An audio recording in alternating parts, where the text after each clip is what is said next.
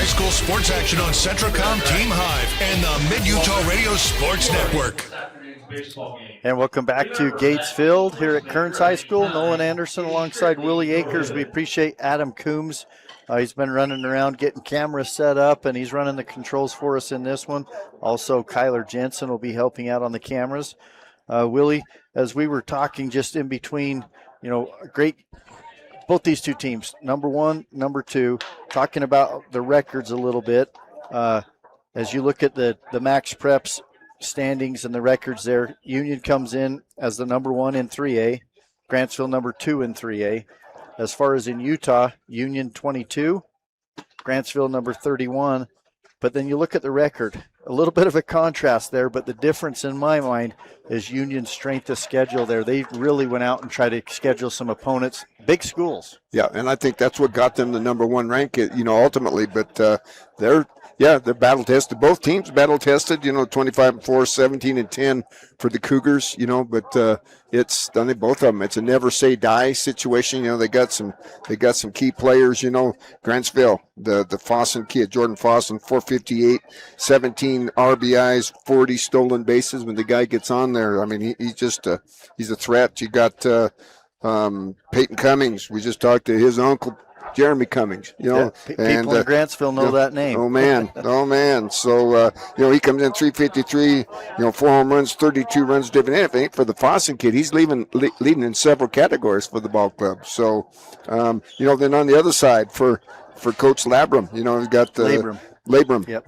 I got Labrams over in Grand Junction. So, yep. and I told him that the first day I met him. So, Coach Labram, he's got Davin Brotherson, a 400 hitter, 16 RBIs. Dylan Wanahamaju, although we're going to see him on the mound today, 384, a home run. Tyson Marks, 436, 39 runs driven in, to lead the ball club. So, they come in with a 332 batting average. Grantsville comes in with a 351 batting average. Home runs, 7 for Union, 15 for Grantsville, 217 RBIs. But, I look at the pitching. I think one of the things to take, 209 strikeouts, 101 base on balls for Grantsville, 218 to 108. So, it's, they both got, in the tournament, them numbers tend to go up a little bit when you got to use a bunch of people and stuff like that. But I think we got two closely matched ball clubs. Yeah, we really do. And they're going to bring the teams out. I think they're going to bring out all the visitors and the coaches, and they're going to announce the starting lineups, and we're going to have the national anthem. While they do that, we'll take another break, and then we'll come back with the starting lineups in the first pitch here at Gatesville at Kearns High School on the Centracom Team Hive and KSL Sports. Break number 1, Jackson Anderson. Break number 3, Mallard Reedhead. Break number 4, Porter Taylor. Break number 9, Ian McCluskey. Break number 10, Braxton Goodsell. Break number 12, Max Hammond. Break number 14, Jake Rounds. Break number 15, Wes Cottonjam. Break number 18, Carson Anderson. Break number 24, Zayden Clark. Break number 45, Colt Thomas. Break number 98, Garrett Allred. Break number 20, Trevor Thomas. Break number 27, Drew Allred. And break number 35, Colby Bowman. The manager for the Cowboys, James Hiller. The principal, Mr. Aaron Bodell. The athletic director, Mr. Alex Huxford. The head coach of the Cowboys, Mr. Trevor Thornton. The assistant coaches, Kyler Cummings, Chris Fossen, Jake Anderson, Adam Tate, and Jake Paxton. And now introducing the starting lineup for the Grantsville Cowboys. The starting pitcher, wearing number 8, Jordan Fossen. Wearing number 23 in right field, Riley Williams. Wearing number 48 at first base, Peyton Cummings. Wearing number 98 at third base, Garrett Allred. Wearing number 2 in left field, Easton Hammond. Wearing number 16, the designated hitter, Patton Rose. Wearing number 7, starting catcher, Carter Reed. Wearing number 11, second base, Gunnar Kimber. Wearing number 22 in center field, Dawson Dunleavy. And wearing number 5 at shortstop, Trey Warren.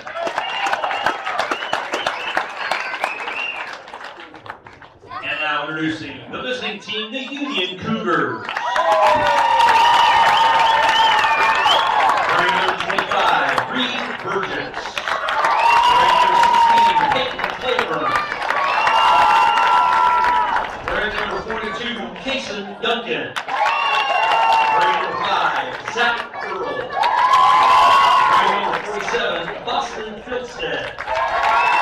Wearing number 21, Kai Foot. Wearing number 13, Deegan Armstead. Wearing number 11, Jace Jenkins. Wearing number 7, Tice Labrum. Wearing number 3, Dagan Lamb. Wearing number 14, Josh Miles. Wearing number 23, Ryan Oakey. Wearing number 10, Kendron Olson. Wearing number 12, Hunter Rich. Wearing number 15, Gavin Roberts. Wearing number 19, Clay Wade. Wearing number 44, Gavin Wilkerson. Wearing number 6, Jaden Williams. And wearing number 17, Josiah Winters. The principal for the Cougars, Mr. Ben Holden. And the athletic director, Mr. Matt Labrum. The head coach of the Cougars, also Mr. Matt Labrum. And now introducing the starting lineup for the home team, the Union Cougars. Wearing number 2 in center field, Gannon Labrum.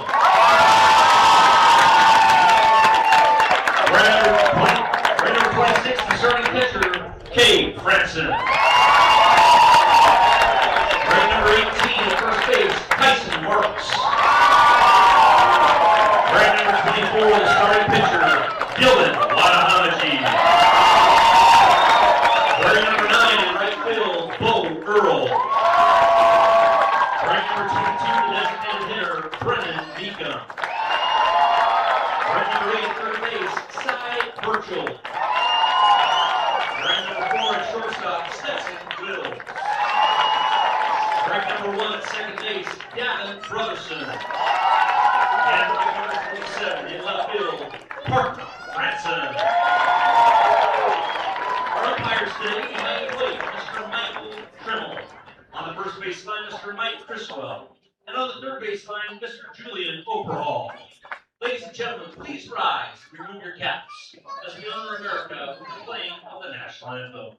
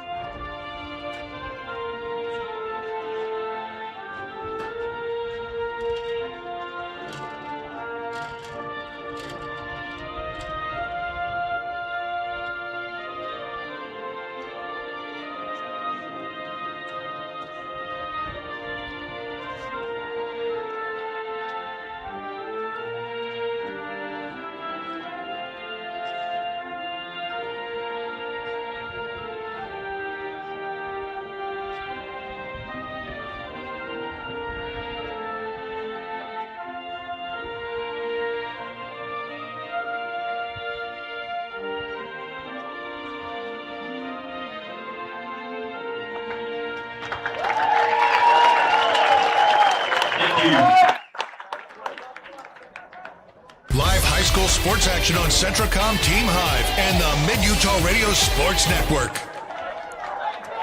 And welcome back to Gatesville here at Kearns High School.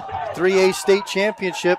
It's the home team, the Union Cougars, taking on the visiting Grantsville Cowboys. And for the Grantsville Cowboys, I'll pass it over to my partner, Willie Akers, and he'll give the starting lineup for the Grantsville Cowboys. Yeah, leading things off for Coach Trevor Thornton and the number 2 Grantsville Cowboys. Batting first, the pitcher, number 8, Jordan Fossen. Batting second out in right field, number 23, Riley Williams. Batting third at first base, number 48, Peyton Cummings. Batting fourth at third base, number 99, Jackson Jensen. Batting fifth out in left field, number 2, Easton Hammond. Batting sixth, the DH, number 16, Patton Rose. Batting seventh behind the plate, number 7, Carter Reed. Batting eighth at second base, number 11, Gunnar Kimber. Batting ninth at center field, number 22, Dawson Dunleavy.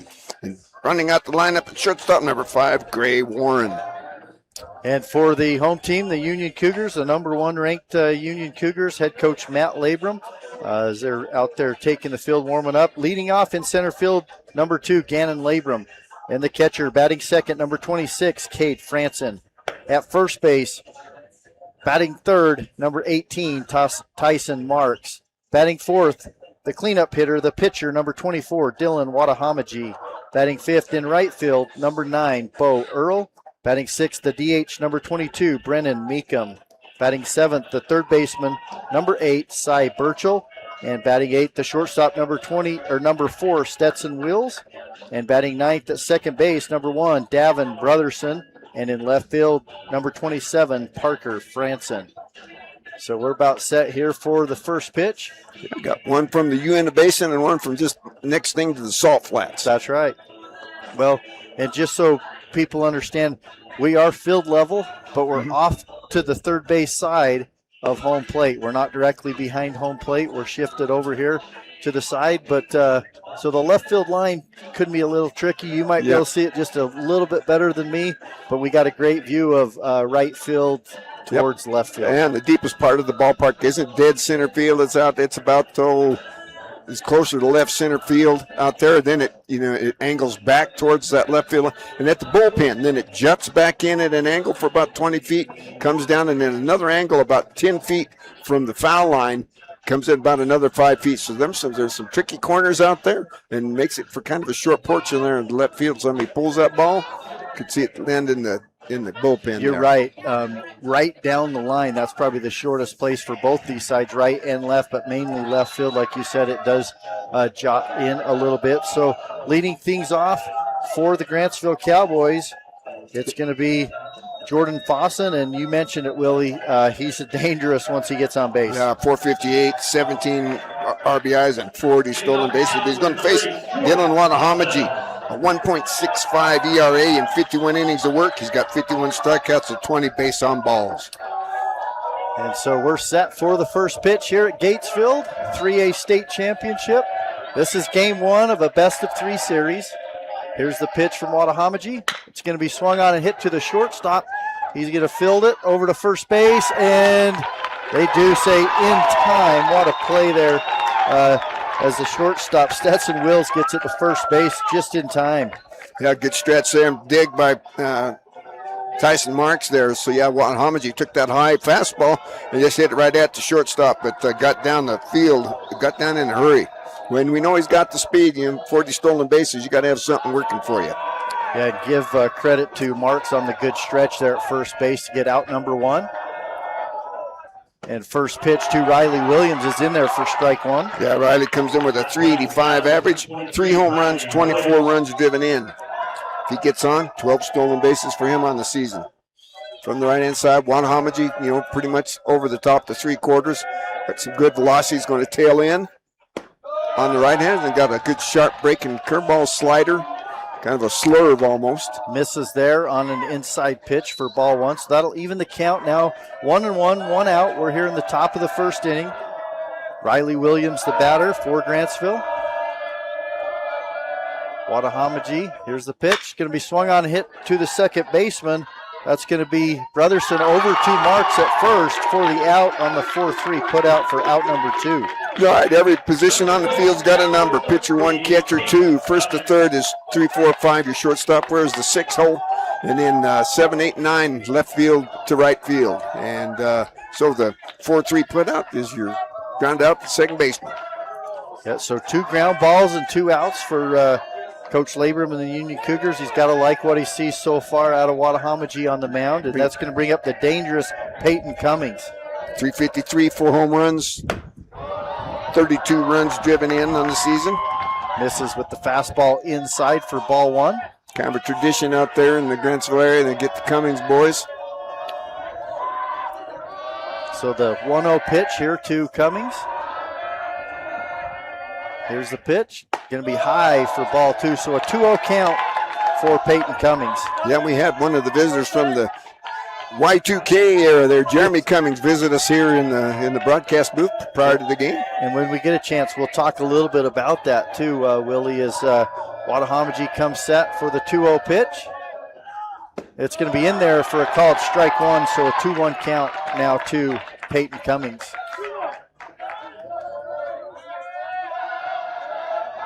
Cummings today, the first baseman. Got the wind blowing pretty stiff from left to right, kind of from left center to the right field line. Good curveball there. Yeah, really a good curveball. Sharp break as that one broke off the table. That'll even the count now to 2-2. See, Wattahamagie, I don't know what was said over there in the Grantsville dugout, but he took a glance over there. Wasn't a friendly glance either.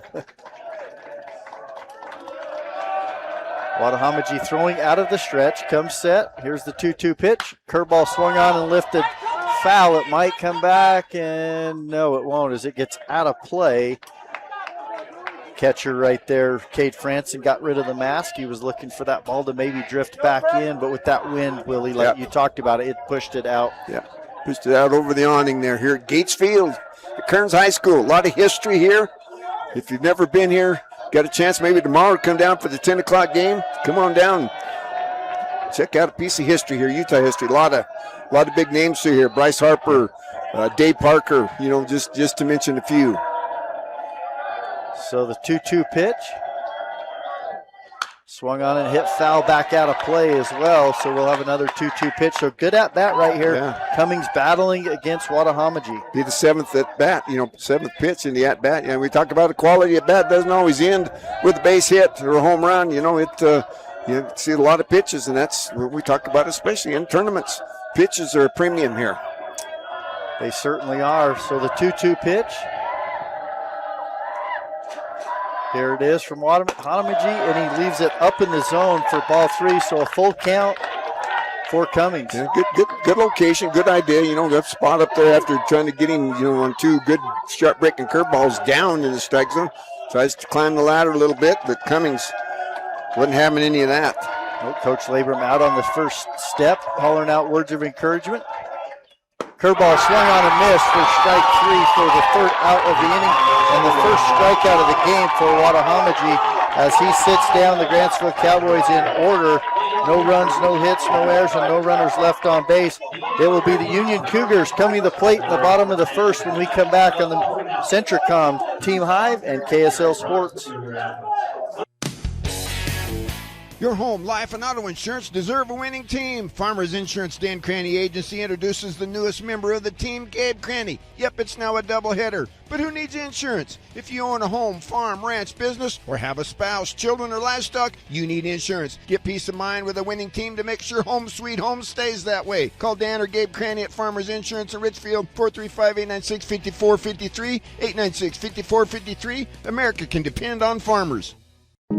This is more than just a job. It's a mission of caring.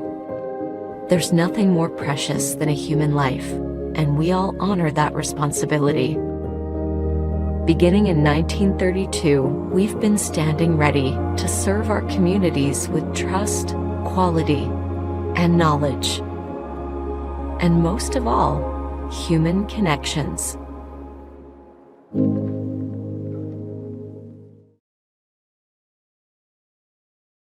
To dare mighty things means to embrace challenges. It means to welcome a high-energy culture that prioritizes belonging. To dare mighty things means drawing inspiration from experienced faculty and alums who encourage you to think big. It means to be a part of time-honored traditions while also forging new ones. To dare mighty things means celebrating your achievements with pride and joy, knowing you can make a difference by daring to be great. Join us at the Huntsman School of Business, where we dare mighty things. That's the Huntsman difference. Live high school sports action on Centracom Team Hive and the Mid-Utah Radio Sports Network. And welcome back to Gatesville. Nolan Anderson alongside Willie Akers. It's the bottom of the first we go. Leading things off for the Union Cougars is Gannon Labrum. And the first pitch from Fossen to Labrum is a called strike one. Gannon Labrum comes into the ballgame, 367 average, 2 home runs, 23 runs batted in, 13 stolen bases for Jordan Fossen. Next pitch is up on the curveball for ball one, so a 1-1 count. Jordan comes in with a 2.73 ERA, 41 innings of work this season, 54 strikeouts, 15 base on balls. Fastball going to be up for ball two, so a 2-1 count to Gannon Labrum. Cade Franson, the catcher, stands on decks, and then it will be Tyson Marks, the first baseman for Union. Jordan comes, good velocity. Another one up there. Yep, just misses for 3-1 count.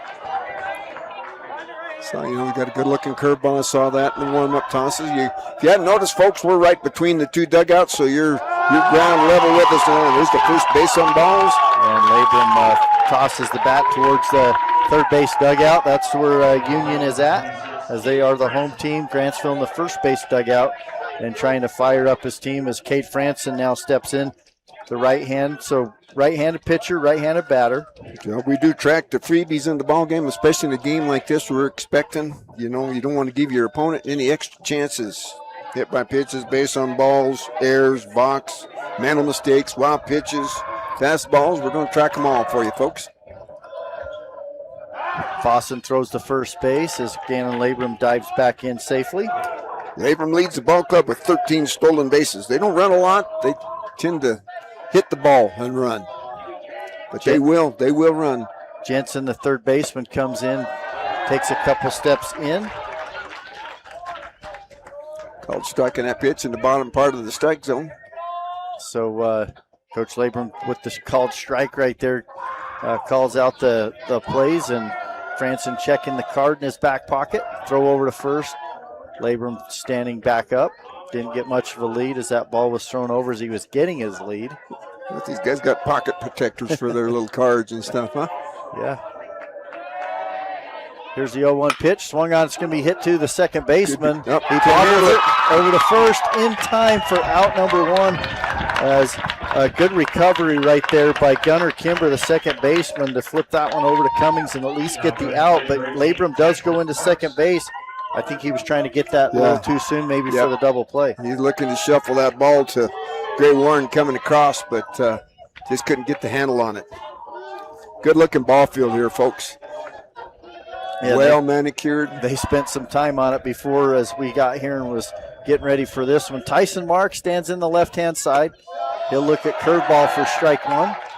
There's a good curveball. Jordan Fossen. Tyson Marks comes in with a .436 average. 2 home runs, 39 runs driven in. And Marks is a good hitter from that left-hand side. Big bat in this Union lineup. He looks at strike two right there. Fastball a little bit in. He didn't like it. Umpire said strike two. Yeah, our ABS system wearing black today. You can see him right behind the catcher. Here's the 0-2 pitch to Marks. Swung on and hit way foul. Jumped on that one, didn't he, Coach? Yeah, it was a curveball that was inside, just kind of hung, and he turned on it and said, let's get a new baseball. Down in the well. What do you think? I think you're going to see one that may be up. Something outside on this one here. Yeah, after that off-speed pitch, you're probably going to see a fastball, like you say, away or up. Fastball down, and it's going to be a base hit up the middle. Labrum around third. He's coming in. Here's the throw. It's going to be cut off. So Tyson Marks with the first hit of the ball game, scoring Gannon Labrum. Single and an RBI, and good piece of hitting from Marks as he got down in the count 0-2. He hit one foul and then just hits a line drive up the middle on the second base side. Second baseman Gunnar Kimber dove for it, but it was not going to come up with that one at all. Fossen missed a spot there. Reed was set up on the inside or on the outside, and Jordan came inside, and Mr. Marks made him pay. That'll bring up the pitcher, Dylan Wadahamaji. One out. Marks standing at first base. 1 run in. And the first hit of the game for either of these two teams goes to Tyson Marks. 384 average for Wattahomagie coming in. Gets the curveball in there for strike one. A home run, 25 RBIs on the season. Tyson Marks over there, 11 stolen bases on the season. Union got the kind of that cream off-white colored uniforms with the black piping. Grantsville with the gray and the black with the red with the big white G. With the traditional sock showing on that thing. Right. Yeah, I like the look.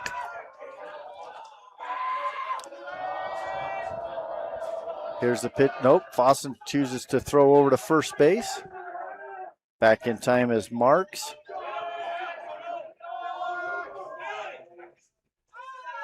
Now the first base ump calls time as they're trying to give him a card or no, getting a sliding glove. Yeah. Getting a glove there for Tyson Marks, first base. On the opposite, the sliding pad there. So 1-1 count. Fossen facing Wattahomagie. Here's the pitch. Going to be outside for ball two. So a 1-2 or 2-1 count. Got a pretty tight strike zone so far.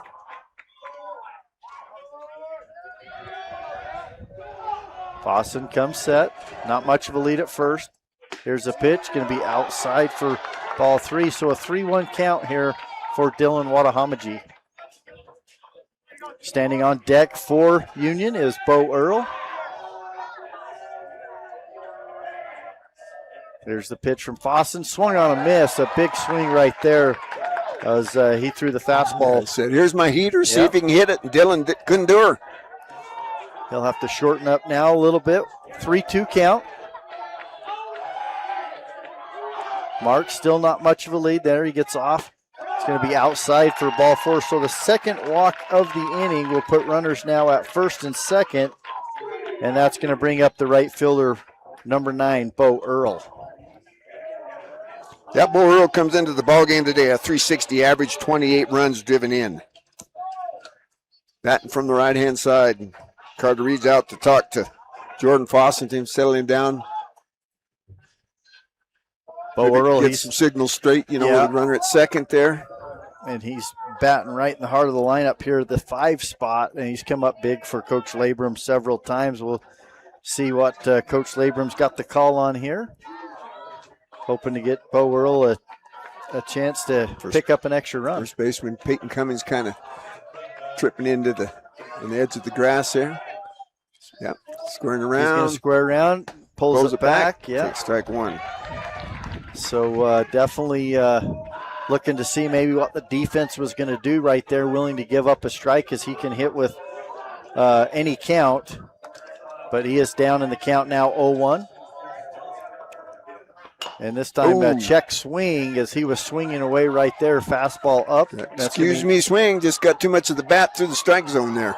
Going to be an 0-2 count now for Bo Earl. Yeah, good looking ball field here. What a place to play a state championship baseball series. There's a pitch from Fossen. It's going to be outside for first ball. 1 ball, 2 strikes. That kind of missed by much. Grantsville fans really wanted that one. You can check it out at Centricom Team High, folks, KSL Sports. Got some good camera action here from Adam Coombs with Centricom Team Hive. There's going to be a curveball hit to Fossen. He goes to third, over to first. Not in time, but Cummings, what a play to come off the bag, get the scoop, and make sure that he keeps that one in front of him. He fields it cleanly, but that could have been disaster if that would have got past him. Yeah, you got a lot of room in foul territory down the right field line. It kind of narrows down, starts here at about 50, 60 feet behind, narrows down to about 20 to up the right field line there. But then there's a hard concrete wall over there. Would have hit that and gone a long ways. Yeah, Wattahomagie probably would have came around and scored. He's at second. Bo Earl's at first base. And the batter is Brennan Meekum, the DH. Brennan comes in with a 264 average, 13 runs driven in. Runners at first and second with 2 outs here.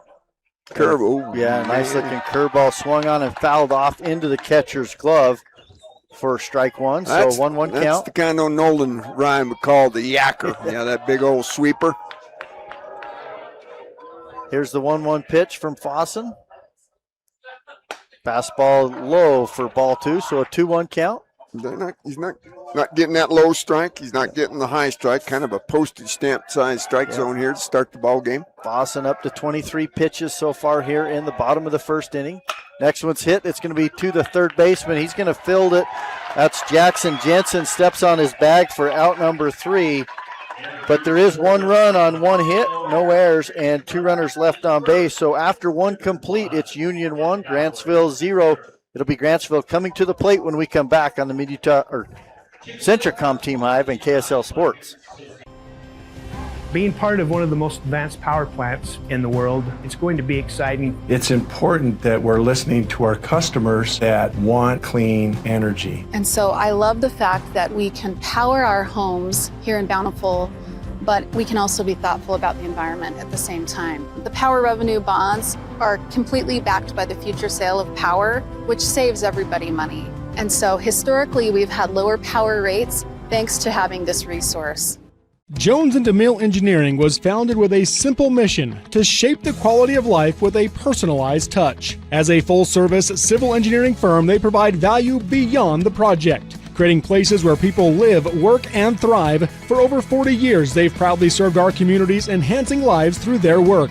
Join their team and become a dedicated community improvement leader. Whether you're an engineer or just love infrastructure, they invite you to seek a career with them. Jones and DeMille Engineering, shaping the quality of life. Live high school sports action on Centracom Team Hive and the Mid-Utah Radio Sports Network. And welcome back to Gatesville here at Kearns High School. For Grantsville, in the top of the second inning, it will be Jackson Jensen, followed by Easton Hammond, and then Patton Rose. Yep, 8 home runs between the next 3 batters, so kind of a killer lineup there. 397, 367, 333 averages as we go down the line, 4, 5, 6. Jackson Jensen, 4 home runs, 28 RBIs is at the plate right now. So far in that first inning, it was 2 ground balls and a strikeout as Watahamaji did a really good job of keeping the ball down in the zone to these Grantsville hitters.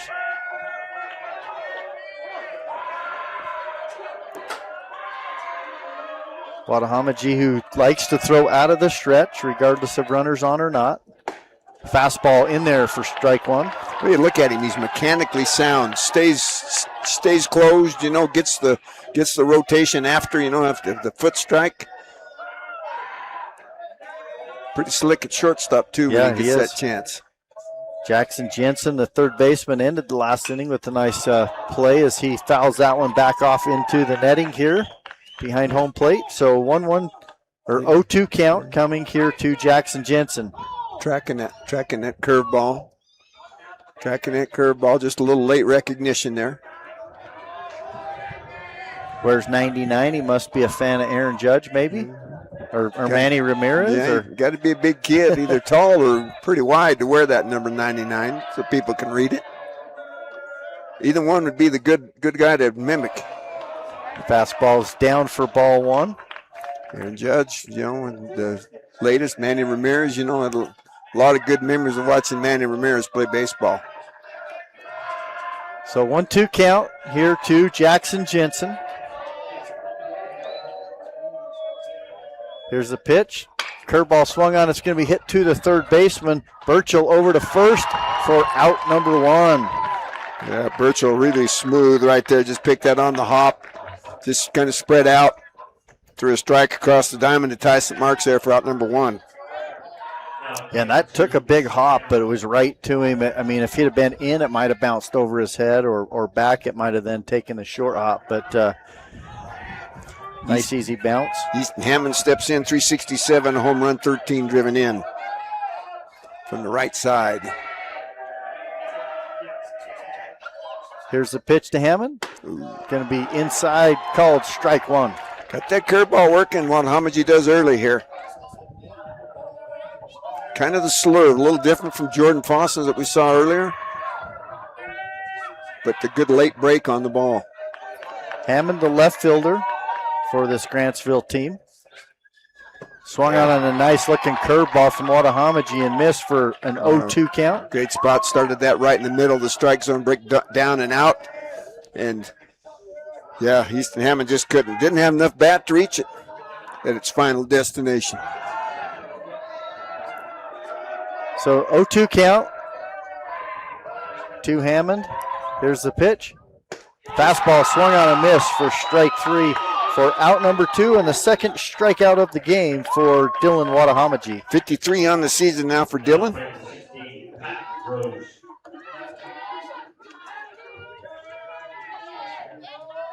That's going to bring up left-handed hitter Patton Rose. He's the DH for the Cowboys.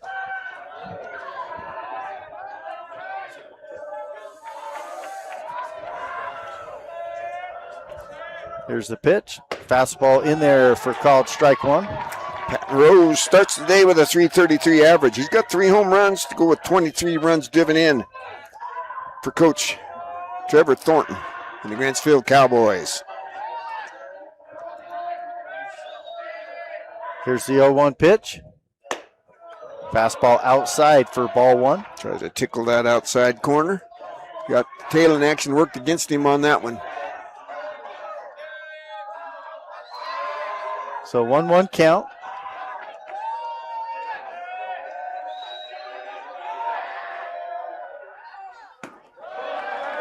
Curveball stays down for ball 2, so a 2-1 count. Got a good crowd. I can look at the crowd in the first base side pretty full. I can't see what's above us behind home plate and above the third base dugout, but good looking crowd. Yeah, both communities supporting their teams. Yeah. 76 degrees start of game time. Fastball up in the zone for a 3-1 count.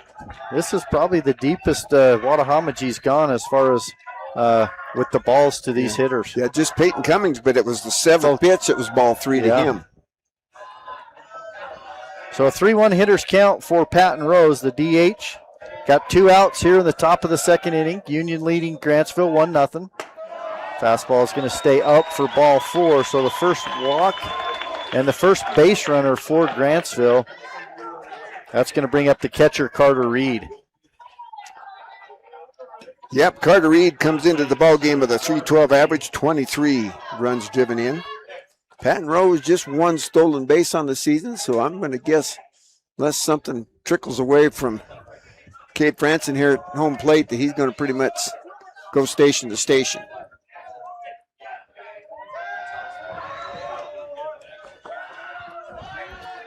So Carter Reed to face Dylan Wadahamaji with 2 outs, and Patton Rose standing at first base.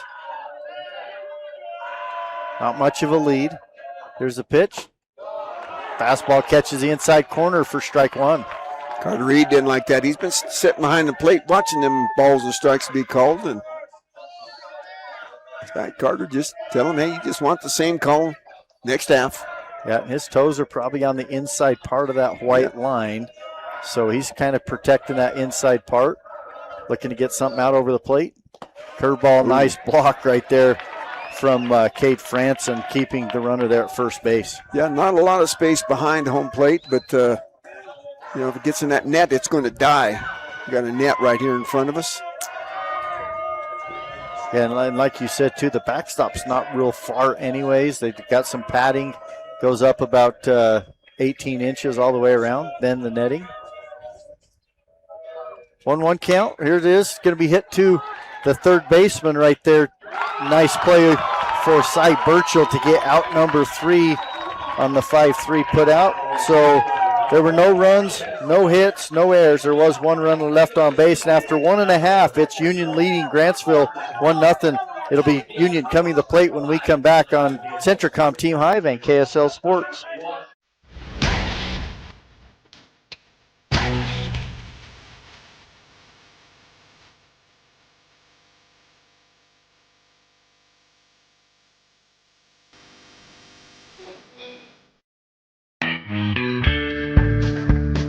Let's cover the perfect solution for memorable vacations, short road trips, or making travel memories with family and friends. Just be sure to purchase your next new or used vehicle at the Jorgensen Auto Group. Jorgensen Chevrolet Ephraim, Jorgensen Ford Richfield will make sure you get properly outfitted. On road, across town, or cross country, try the Jorgensen experience, available only at the Jorgensen Auto Group. Jorgensen Chevrolet Ephraim, Jorgensen Ford Richfield. Memory makers and thrill seekers wanted.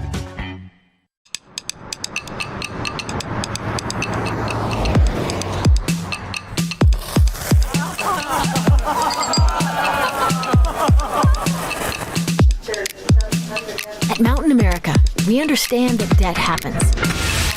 Let's lighten your load. Visit macu.com/debt happens to get started.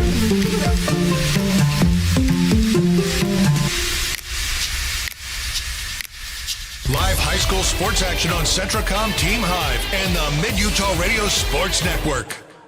And welcome back to Gatesfield and Kearns High School 3A state championship. The Union Cougars leading Grantsville Cowboys 1-0. We're going to the bottom of the second inning. It's Cy Burchell to lead things off for Union, followed by Stetson Wills and Davin Brotherson. Cy Burchell, 259 average coming in, a home run and 14 driven in. First pitch swung on a miss, strike one. Yeah, Jordan Foston has been the workhorse. He's got the most innings on the pitching staff thus far. Fastball swung off and hit right back into the netting, but it actually hit the pole. That might be a baseball that's no good from here on out. Yep. Nothing fancy from Foston so far, just two heaters. There's the curve. Ooh. That one hangs up there. It's going to be hit to left field. The left fielder standing there. That's going to be Easton Hammond that makes the catch for out number one on the F7. Yep, got out on the front foot on that curveball. Just didn't have a lot behind it. Yeah, and that's a ball that kind of hung up, like you said, Willie. Had he not been out on the front foot, really stayed back and drove that one, that could have been a no-doubter. That could have been the short porch over there. Stetson Wills, 303 average. Looks at strike one. Fosson looks already, Willie, to me, like a little bit different pitcher. He's coming right at these guys right out of the gate. Curveball stays in for ball one, so a 1-1 count. Stetson Wills, the shortstop, with Wadahamaji on the mound for the Cougars. Here's a pitch. Curveball swung on, hit chopper to third baseman. It's got to wait for it. And not in time. There's no chance, as that was a high chopper, and the third baseman right there, Jackson Jensen, had to wait for it and give credit to Stetson Wills as he gets down the line quickly. So he was out of the box in a hurry. We're going to give that an infield single. That's the second hit of the game for Union. Brings up Davin Brotherson. How'd you like to have a 400 hitter in the 9 slot? And then turn it right over to the top of the lineup in Gannon Labrum, who stands on deck. Yep, Davin Brotherson, 400 average coming in, 16 runs driven in. 7 stolen bases for Stetson Wills out there. Got a good lead. There he goes. That hit behind him. Yeah, good piece of hit. And nobody, the third play at third, though, they got him. Trying to stretch it. And that, to me, you got to go back to Gunnar Kimber and say, wow, he did not give up on that ball. It was a hit and run. Ball's hit right where it needs to be, but Gunnar Kimber, who was going to cover the bag at second base, runs back over, fields it kind of in that 4-3 hole. It wasn't hit real hard, and immediately turns and fires to third base for the out. We're going to put that in the mental mistake category, Coach, on the base running error there. So that's 3 freebies for the Union Cougars thus far. Heads up play there by Peyton Cummings at first base. Got a balk. Uh-oh. Yeah, Fossen's saying he paused. He didn't like that call, but the coach is just nodding to him saying, hey, don't worry about it. Shake it off. Let's go. Might have turned the shoulder a little bit. He definitely paused, but nonetheless, it's a balk, and that's going to move Brotherson to second base with Labrum at the plate. First balk on the season for Jordan Fosson. Labrum, the left-handed hitter, looks right there at strike one.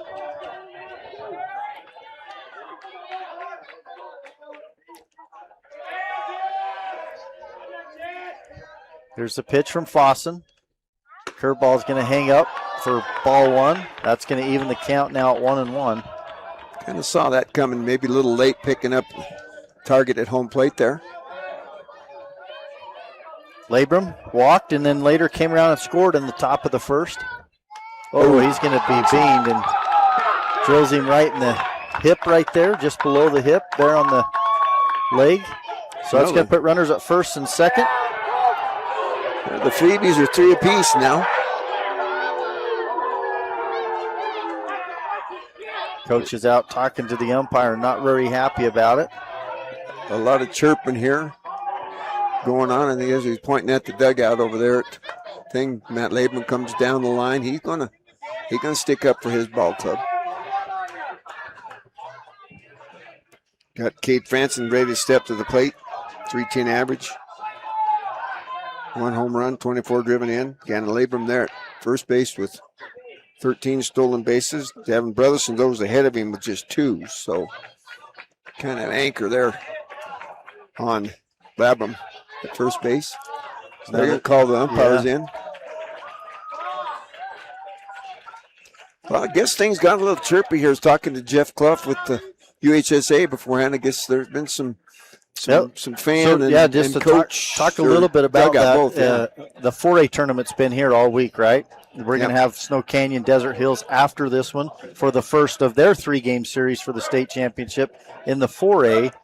3A has been at Ogden at Lindquist Field, and now they are bringing the 2 teams here for their 3-game series for the 3A and the 4A state championship. So Jeff Clough talking to the coach here right now.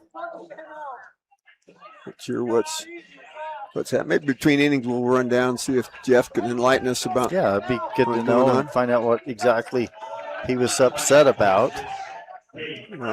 Coach Thornton just kind of give the simmer down thing to the players in the dugout. Hey, this is the game 1 of 3, right? Whoever gets this one has the leg up on the next. Boy, if you can't get emotional about something like this, boy, you better check your pulse. Well, and it says here on the one side, it says it's a great day for ball games. Let's play 2, Ernie Banks, and we're going to play 2, just 1 3A, 1 4A. We may play 2 tomorrow, though. That's right.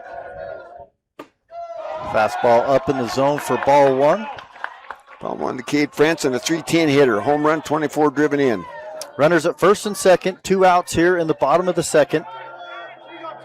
Stetson Will standing at second, or Davin Brotherson, and then Labram at first. And that's a ball there for 2-0 count. Good pick up there by Carter Reed. Kate Franson, the 2-hitter. Tyson Marks, the 3-hitter, stands on deck. Here's a pitch from Fossen. Swung on, and it's going to be fouled off back onto the umpire's mask. He shakes his head, says, I'm good. I could see a jiggle the mask right there. He's saying, no, he's okay. He's okay. That's what they wear the protective gear for. That's right. So Kate Franson back in on a 2-1 count. Union leading this one 1-0. But they threaten runners first and second, 2 outs here. Here's a pitch from Fossen. Swung on a good-looking curveball for strike 2. Yeah, he had Kate Franson out on the front foot there. 2 balls, 2 strikes, 2 outs. Does that helmet look pink or purple or? It's kind of that white, but it's got a little bit of a pinkish purple hue tint to it. Yeah. Fastball up in the zone for ball 3. So runners will be moving on the pitch here with the 3-ball, 2-strike count and 2 outs. Labram at first and Brotherson at second. Fossen looking in. Here's the payoff pitch from Fossen. Fastball swung on a miss for strike 3. So big strikeout for Fossen. That's his first strikeout of the game. Gets a 3rd out via the strikeout. But there was no runs, 2 hits, no errors, and 2 runners left on base. So after 2 complete, it's Union 1, Grantsville 0, and Grantsville come to the plate when we come back on Centricom Team Hive and KSL Sports. At Manti Family Dental, we're not just fixing teeth, we're crafting smiles with a hometown touch. Our comprehensive care from crowns to Invisalign allows us to treat the young and the young at heart. Manti Family Dental is veteran-owned and backed by Dr. Carlisle's 13 years of expertise and a heart for Manti's community. I'm Dr. Carlisle. My wife and I chose to raise our family where roots run deep. Here, every patient is treated like a neighbor, whether it's IV sedation to remove your wisdom teeth or getting an implant to replace a missing tooth. We ensure your dental health is in caring hands. So give us a call to schedule a visit and discover the difference at Manti Family Dental.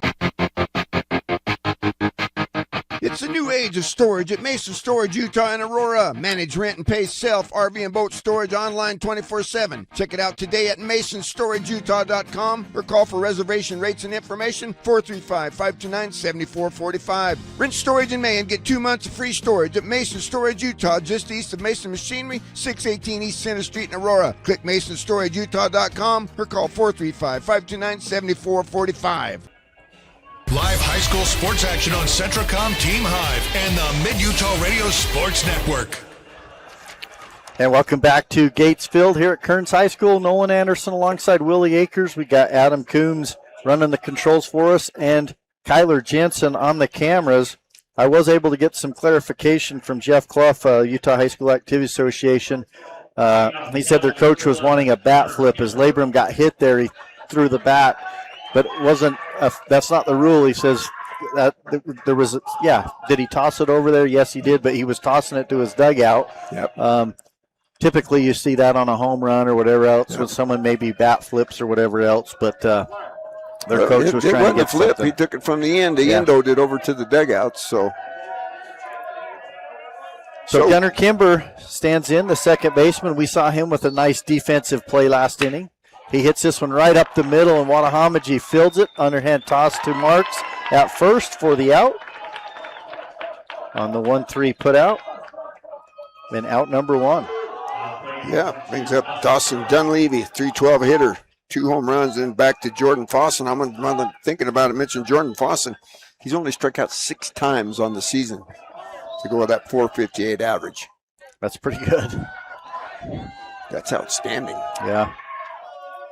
The center fielder, Dunleavy, steps in. Here's the pitch. Swung on a nice-looking curveball once again from Watahamaji for strike one. Yeah, Dunleavy looked like he was tracking it, just got over the top of it.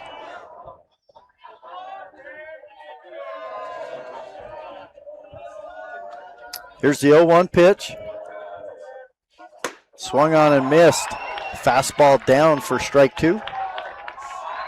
And quickly, Dunleavy's down in the count 0-2. Good spot there by Watahamaji. 0-2 count.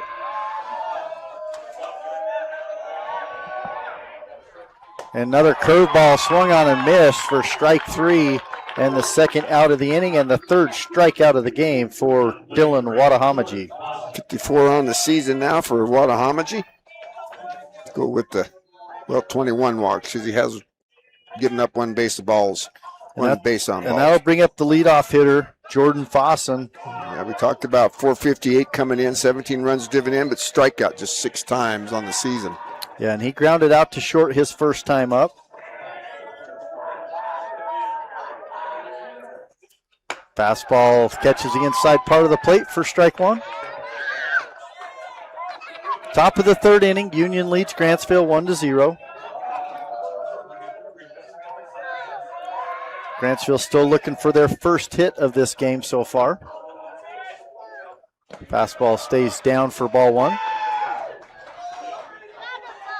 You can see Fossen, he slides a lot, right? He talked about his stolen bases. He's got the ripped pants there on the right side, so it tells you he gets on the bases and likes to run and get down. Looks like them pair of britches were good for about 30 slides, and he's up to 40. That's right. Curveball is going to stay down for ball two, so a 2-1 count now to Jordan Fossen. Well, he tracked it all the way to the glove. He was about ready to pull the trigger.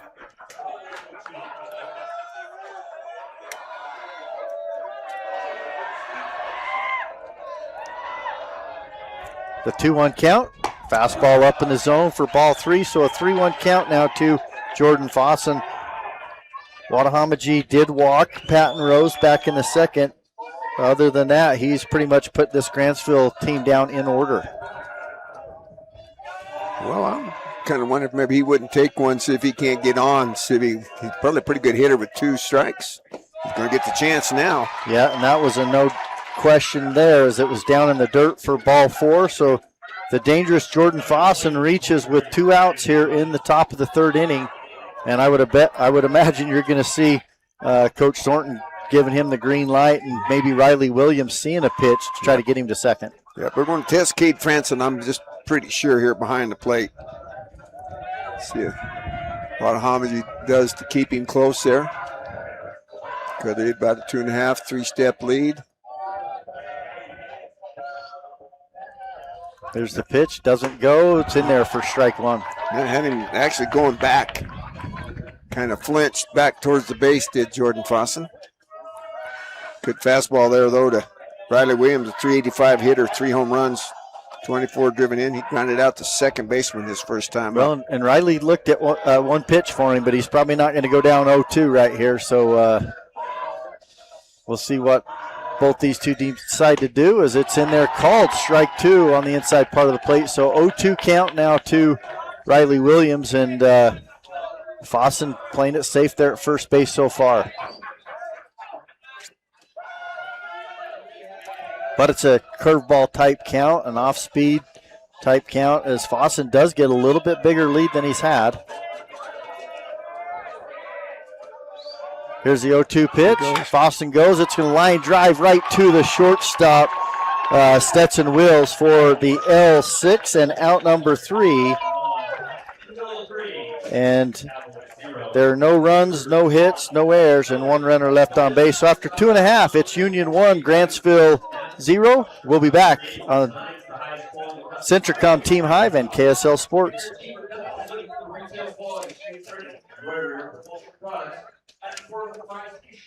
Mountain Land Supply of Richfield is your local employee-owned and operated solution for plumbing, heating and cooling, waterworks, agricultural irrigation, landscaping irrigation, power equipment, pumps, tools, and safety. Discover the difference a knowledgeable and friendly staff can make for you. With thousands of products and brands you know and trust, Mountain Land Supply has what you need when you need it. Call, click, or come into Mountain Land Supply of Richfield and let us help you move mountains. Sanpete Steel in Moroni was founded in 1994 and is one of the major steel construction companies in the Intermountain West. Specializing in structural steel fabrication and assembly, Sanpete Steel's impressive portfolio includes the Hales Theater in Sandy and structures on the campuses of the University of Utah, BYU, and UVU. Sanpete Steel in Moroni, where their motto is done right and on time, at 685 East Main Street. Call today at 800-261-1026. That's 800-261-1026. Or go to sanpetesteel.com. Live high school sports action on Centricom Team Hive and the Mid-Utah Radio Sports Network. And welcome back to Gatesville and Kearns High School. It'll be Tyson Marks to lead things off for the Union Cougars, followed by Dylan Watahamaji, and then Bo Earl stands. Tyson Marks, the number 3 hitter, comes in with a .436 average, 2 home runs, 39 runs driven in to lead the ball club. He got the single and the RBI back in the first. He looks at ball 1. Yeah, I think on that pitch, Jordan Fossen might have got just a little bit more of the plate than he wanted to when he was ahead of Tyson Marks on that 0-2. Fastball in there for called strike 1, so 1-1 count.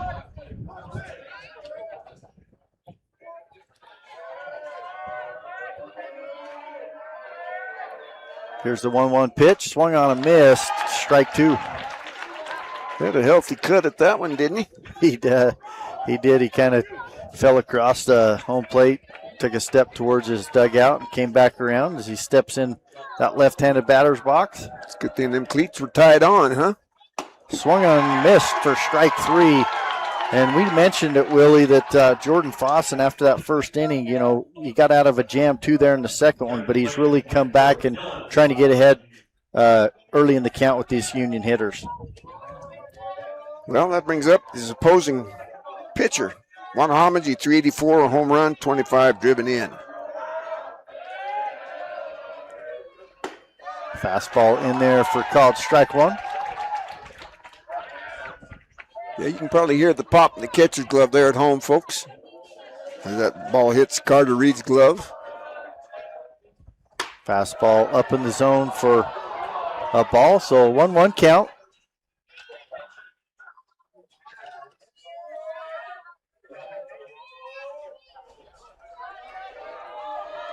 There's a pitch from Fossen, swung on. It's going to be hit to the shortstop. Over to first, nice scoop from Cummings, and he did have his foot on the bag as he kept it there, kind of drug it. Really nice scoop. You can see it here on the replay, but nice play by the first baseman Cummings as, nice job from Grayson Warren to field that one, but the ball came up a little low, and Coach Labrum, he's going to go down and talk to the umpire and make sure that that's what they saw as well. Yeah, look on the replay that his ball was safely in the web of that glove before the foot come off.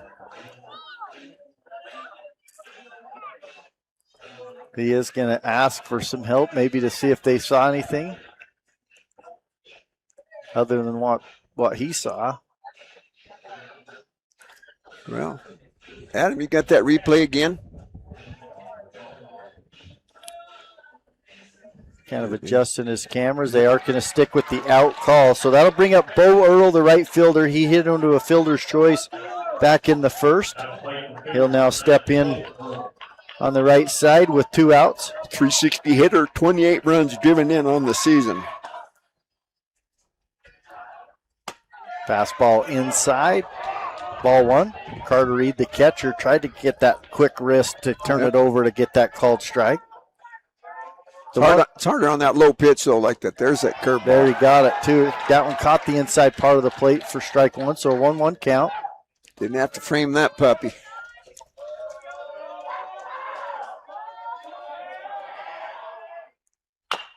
Ball's going to be hit and chopped towards third foul. Earl was trying to get time, but the umpire didn't give it to him, and he had to hurry and put his hand down and swing the bat. And the umpire's talking to him right now, just saying, hey, make sure I give you time before you step out of the box or think that you have time. So the 1-2 pitch, curveball, goes down low and fouls that one off to the third base side again. Yeah, it's tough to hit a baseball with one hand. When you see the shadow right now, too, you've got to battle the sun at times here and the shadows. Yep.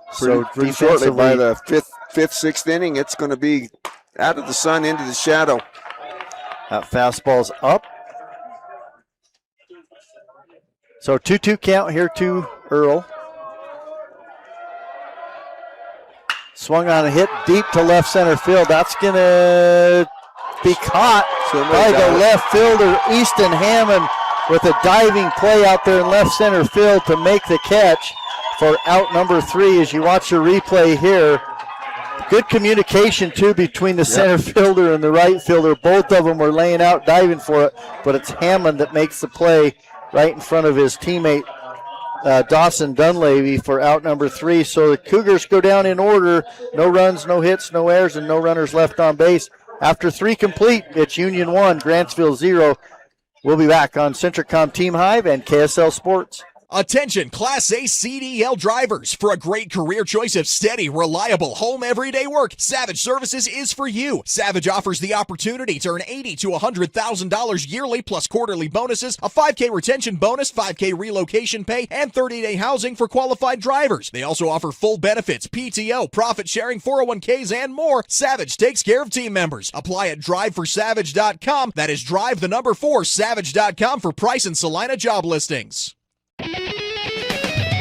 For carpet, flooring, windows, or glass at rock bottom prices, Shepherd's Carpet and Flooring in Richfield is the logical choice with a huge inventory and the service to back it up. From quality flooring to expert window and glass installation and even sheds, Shepherd's knows how to upgrade your home. Shop in person Monday through Friday, 10 a.m. to 6 p.m., 410 North Main, Richfield, or click shepherdscarpets.com to shop online. Shepherd's Carpet and Flooring, quality, service, and prices you just can't beat. 22,000. That's roughly how many breaths you'll take today. And if your air isn't clean and healthy, there's 22,000 reasons to improve your air purification system for you and your family. Pure Air from Lennox is a whole home solution, meaning cleaner air in every room and every breath, every single one. Call the Stallings Company to see how we can fill your home with perfect air. Lennox, air is life. Make it perfect. Live high school sports action on Centricom Team Hive and the Mid-Utah Radio Sports Network. And Peyton Cummings stands in as he looks at called strike 1. Peyton, 353 hitter to start the day. He's tied for the lead on the club with 4 home runs, 32 runs driven in. Second only. No, I think that does leave the ball club. Here's the 0-1 pitch. Swung on a hit down the left field line, foul for 1-1 count. Right on top of that, but sound like pretty much the end of the bat. Yeah. Ball came back on the field, so they're going to. This might be the time to talk just a little bit about Peyton Cummings. His uncle, Jeremy Cummings, 26 years ago for Grantsville, beat Coach Labrum, who's coaching Union today, when he was coaching at Parowan for the state championship at Utah Valley. Yeah, went on to play at my alma mater, Mesa College, over there in Grand Junction, Colorado. Met my son. Met him at the wedding out in Mississippi. The 1-0-2 pitch is up in the zone for 1 ball. So 1-2 count now. Coming here to Peyton Cummings. Peyton's dad's an assistant coach here for Grantsville. His uncle Jeremy, like you said, that we talked to earlier, he's in the stands. Yeah, in the stands watching. Cummings a pretty popular name out there in Grantsville. So 1 ball, 2 strikes. That's going to even the count at 2-2 as that ball misses up in the zone for ball 2. Well, how much do you think that was the 43rd pitch? It says a 75-mile-per-hour slider. Well, both these two teams would like to be able to just use 1 pitcher, if at all possible, with the potential of 1, maybe 2 games tomorrow still. Fastball inside for ball 3, so that's going to make the count full now for Peyton Cummings. Just couldn't quite pull the string and bend it just quite enough to get in the strike zone there.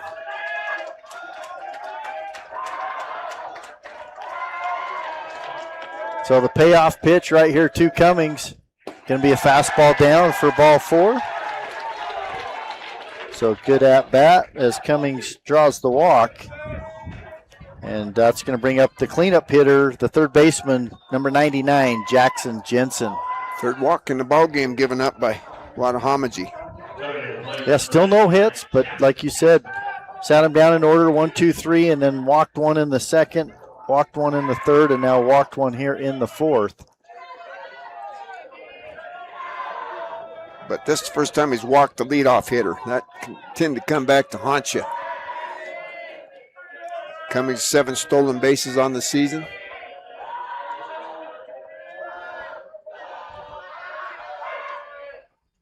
Fastball in for ball 1 to Jensen. Coach Thornton running through the signs. Jackson Jensen, a .397 hitter, 4 home runs, 28 runs batted in, so you better pay close attention to him here at the plate. Wattahamaji comes set. Squares the bunts, popped up. Wattahamaji slides for it, misses it. It's going to hit and roll to the backstop here. Everybody's going to be safe. And that was a tough one, as just couldn't be communication between Wattahamaji and his catcher, Cade Franson. Franson coming out. Wattahamaji, I think, called it. You see the replay here as he kind of dives for it and just misses it. So that's going to have runners now at first and second with no out. And they counted as a hit. So that's the first hit of the ball game for Grantsville. What? I see it on the scoreboard there, but I'm saying, what? Yeah, I don't know. Well, all right. That's the way they're going to be. So now runners at first and second. Easton Hammond steps in. Not sure how you call that a hit, but we're just puppets here. That's right. We're just watching the scoreboard as he squares the bunt. This one's good one there. Bunted down the first baseline. Nobody's at first to cover, and loaded bases now for Grantsville with no outs. So back-to-back hits off the bunt, and that's going to load the bases up. Yeah, first baseman charged, second baseman didn't cover.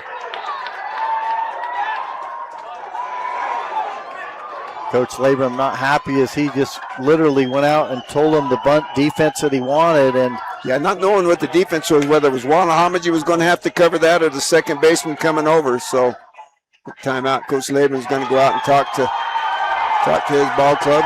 Yeah, and that's got the Grantsville fans and everybody wound up here. So While he's out there talking, we'll take a quick break, and then we'll come back on the Centricom Team Hive and KSL Sports. Vince Lombardi once said, "The measure of who we are is what we do with what we have." The quote rings true whether applied to our country, our schools, our homes, or on the field of play. We applaud our student athletes for their hard work and determination on the field and in the classroom. Brought to you by Sunrise Engineering, promoting excellence in sports and education. Visit us at sunrise-eng.com. That's sunrise-eng.com. Welcome back to the UCCU Savings Spotlight. Today's play of the day goes to Becky, a single mom who just got her son Max a youth debit card from UCCU. This is a big win for Max, who knows that UCCU mobile banking makes it easy for his mom to add money to his debit card anytime. It's also a big win for Becky, who knows it also makes it easy to monitor her child's spending anytime. Final score, 1 happy son, 1 responsible mom. With the assist from UCCU. Live high school sports action on Centricom Team Hive and the Mid-Utah Radio Sports Network. And we'll come back as Patton Rose steps in with loaded bases here, no outs. And check swing, did he go? They said no, he did not, as he's able to hold up for ball 1. Well, I think Coach Laban probably went out there and told them, hey, guys, we're beating ourselves so far, you know? We drop a little bunt pop-up, you know, and then we miscommunicate on bunt coverage. So, hey, let's pull it together here. Yep, loaded bases, no outs here in the top of the 4th inning. 333 hitter with 3 home runs at the plate, though. Swung on and hit, line shot into left field. It's going to get past the left fielder. 1 run will come in, 2 runs will come in, and runners are going to be standing at 2nd and 3rd as that ball was just tailing to the 3rd base foul line, and left fielder misplayed it. So 2 runs will come in on the base hit. Yeah, you kind of got to keep in mind that, you know, that ball's going to tail off of the bat of a left-hander. And just misplayed it. So 2-run double for Patton Rose, and still nobody out here in the top of the 4th inning as Grantsville takes the lead now 2-1. Carter Reed, a 312 hitter, steps to the plate. 23 runs driven in. Hammond and Rose at 2nd and 3rd. And ball's going to be down for ball 1. Well, until this inning, which started with the walk and then a couple bunt, like you started said. with a what? Oh, yeah. Started with a freebie, Coach. What do you think? Yeah, and, you know, right now Grantsville kind of got things going right here as Watahamage's been really good on the mound for Union. Starts with a freebie, some mental mistakes, and next thing you know, you got to rally. Next pitch is in there for called strike 1, so that'll even the count 1-1 to Carter Reed. So runners at 2nd and 3rd. 2 runs across in the inning. Well, how often you see that, Coach, when you're really not swinging the bat, so you start, hey, we talked about the bunt game, the short game. Sometimes what it does, it makes people move, and when people are moving, there's a chance for a mistake. Next pitch is swung on a miss on a curveball from Watahamaje for strike 2. The other thing, too, is a couple of guys are able to see and track the ball, get it down, and then all of a sudden, just like that.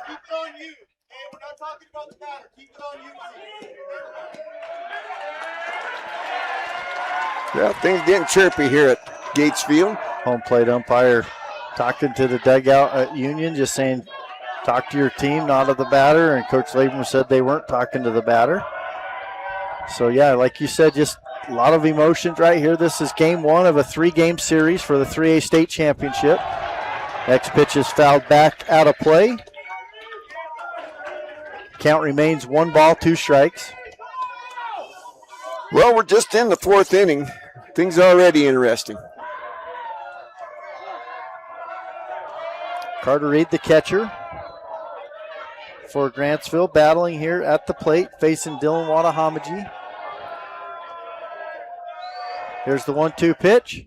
Fastball in. That'll even the count, 2-2.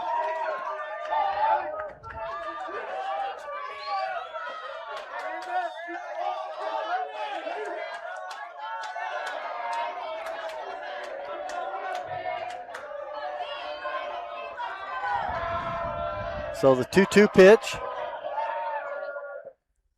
Going to be down for ball 3. Good stop there by Franson, the catcher. Yeah, this will be the 7th pitch in the at-bat to Carter Reed, the other catcher.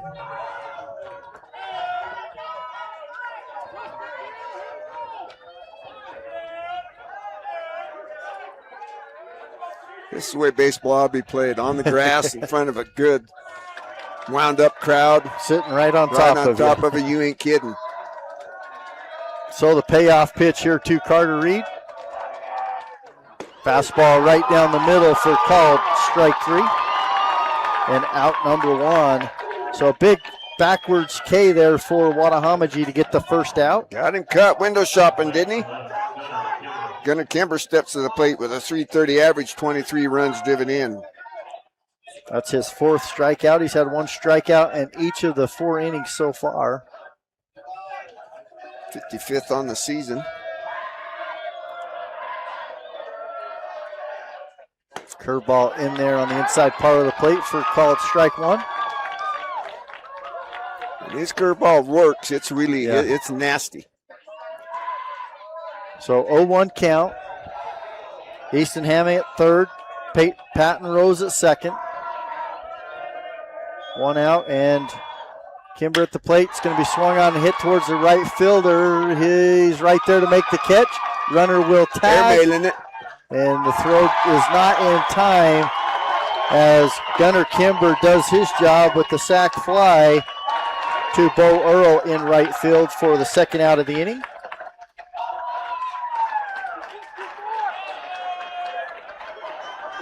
And that'll put another run across for Grantsville as they go up 3-1 in this inning. Good piece of hitting. Not sure what we got. We've got another conference right now with the third base umpire.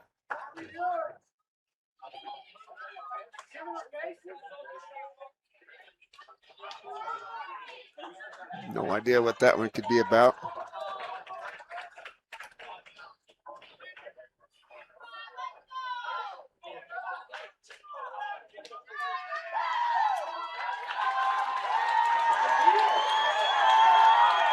Making sure that he tagged up maybe at second base. Yeah, looked like he showed me that he just hit it with his toe coming across. That's the motion anyway that the third base umpire made. So 3 runs in the inning so far for Grantsville. They got a runner standing at third base. That's Patton Rose and the number 9 batter, Dawson Dunleavy at the plate. He struck out back in the 3rd inning in his first at-bat. Takes ball 1 there, down and away.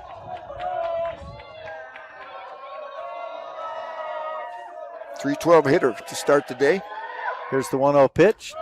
Going to be down for ball 2, so a 2-1 count, or 2-0 count now to Dunleavy. Yeah, he's trying to throw that as a teaser, you know, when he's doing that backdoor curveball where he's been pretty successful.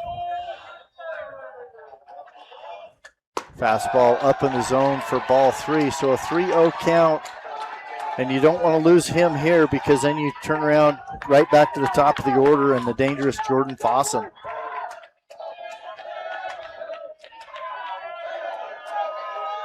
So the 3-0 count. Fastball in there for strike 1. That's all automatic. Like I say, all you got to do is pull the pin on a grenade and get it close a lot of times on that pitch. Well, and same thing. You got 1 strike. Now you want to come back and get another strike. 3-1 pitch. Swung on. It's going to be hit to the shortstop. He gets around it over to first. And just in time for the out on a nice stretch from Marks there at first as you watch the replay here. And why nice do people play. slide? You know, I guess you don't realize that slows you down. When you run through like that, keep the momentum going. That's just physics. Yeah, so in the inning, Grantsville gets 3 runs. They do it on 3 hits. There were no errors, and there was 1 runner left on base. So after 3.5, it's Grantsville leading Union 3-1 when we come back on the Centricom Team Hive and KSL Sports. Wendy's went back to the kitchen to give our famous spicy chicken sandwich a total upgrade. More crunch, more flavor with heat that just hits. Is this our best spicy chicken ever? Looks like a yes to me. Spicy chicken just got better at Wendy's. In times like these, it's good to know there's a place where people know who you are, no matter how long you've been gone. A place where the smells of home cooking are still in the air, where a simple wave warms your heart, and sharing stories with family, friends, and your community is just a way of life. Yes, in times like these, it's good to be home. Agraria Insurance Company, protecting what's important in life. Every morning when I walk in the door, I'm still Leading off the Cougars, number 22, live high school sports action on Centracom Team Hive and the Mid-Utah Radio Sports Network. And welcome back to Gatesville here at Kearns High School. It's Grantsville 3, Union 1, with Union coming to the plate. Leading off things for the Cougars is Brendan Meekum, followed by Cy Burchell and then Stetson Wills. Brendan Meekum, 264 hitter to start the day. And quickly he's down in the count, 0-2. Jordan Fossen, the right-hander, on the mound for the Cowboys. Curveball is going to stay down for ball one. So 1 ball, 2 strikes to Meekum. Yeah, since that first inning, it's been mostly probably about 80% fastballs from Jordan Fossen, just challenging the Union Cougars. Here's the 1-2 pitch. Fastball swung on and hit down the third baseline, foul.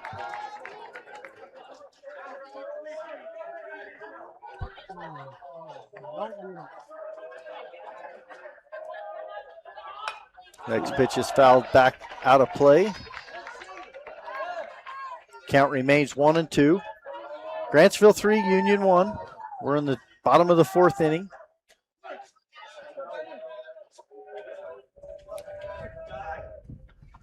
Next pitch is curveball outside for ball 2, so a 2-2 count. Need a 7th pitch in the at-bat to Meekum. Meekum, the DH. 60 pitches.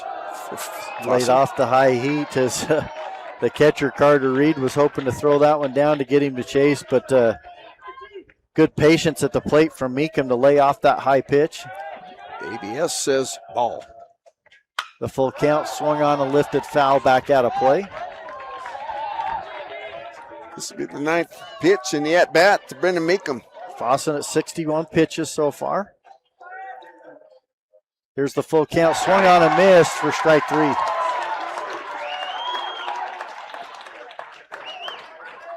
Just got him on the low fastball right there. So I've had enough of this. Try to hit this one.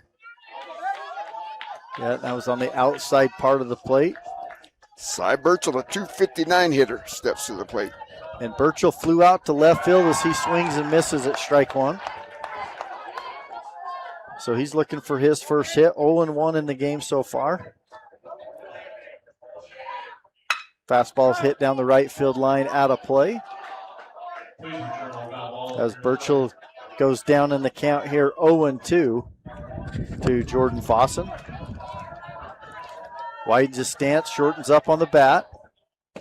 Fastball's outside for ball 1. So far, Fossen's like to going to that outside pitch.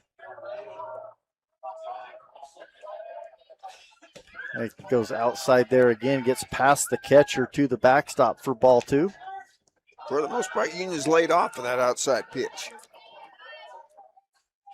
2-2 count. 1 out here in the bottom of the 4th inning. Swung on and hit to the right fielder, right at him, and he makes the catch. That's Riley Williams in right field for out number 2 on the F9.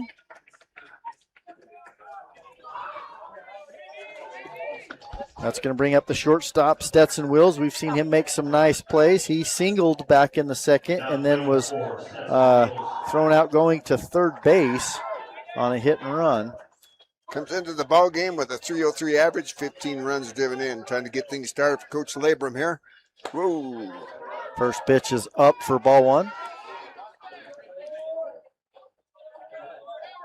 Jordan didn't have the feel on that one.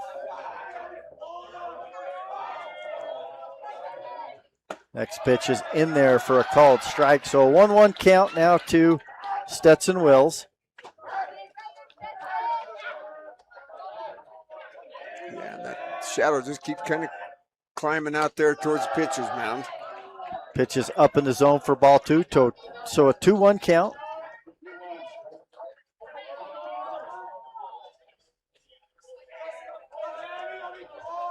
Here's the 2-1 pitch. Fastball up in the zone for ball 3. So a 3-1 count to Wills, and that will bring up Brotherson if he can reach. Brotherson, the 9-hitter, stands on deck. This is the first 3-1 count for Fossen since the first inning. And he comes back right there, makes it full with a strike.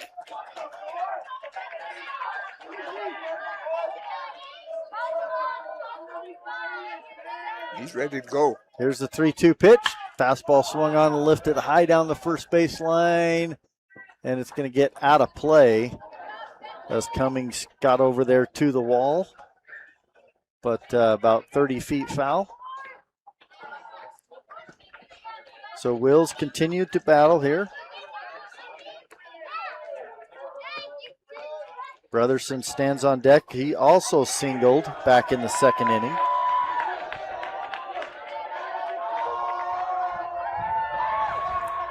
Here's the 3-2 pitch. Swung on and hit down the right field line, and that's drifting out of play as well. So another 3-2 count.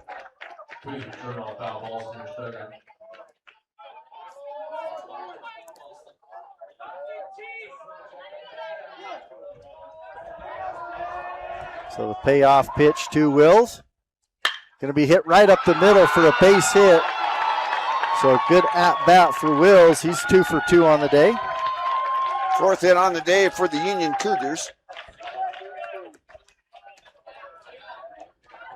So with 2 outs, Union has a runner on base. And Davin Brotherson coming to the plate, who is 1 for 1. Number 9 hitter, 400 average to start today. Looking to turn it around to Gannon Labram. 2 outs here. Back to the top of the order. Throw over to first, not in time as Wills goes back in head first slide.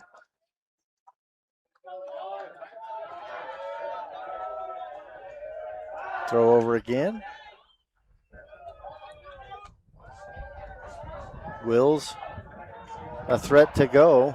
They're trying to keep him close. Yeah. 7 stolen bases on the season. Ball's hit foul back out of play down the right side.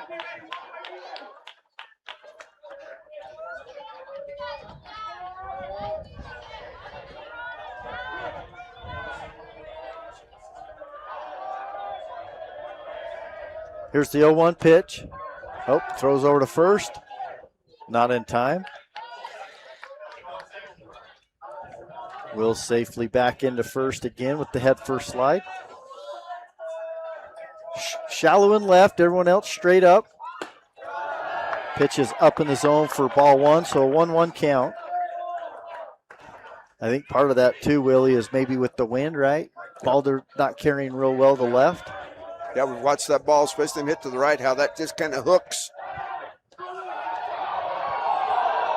They thought they had him.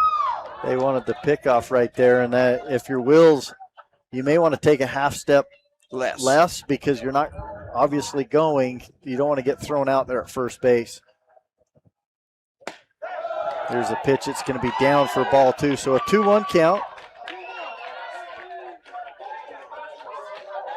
Kind of quick pitch, Brotherson, on that one, too, as he comes set and went quick home.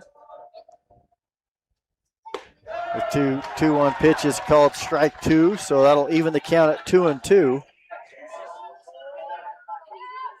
That was the 80th pitch for Jordan Fossen.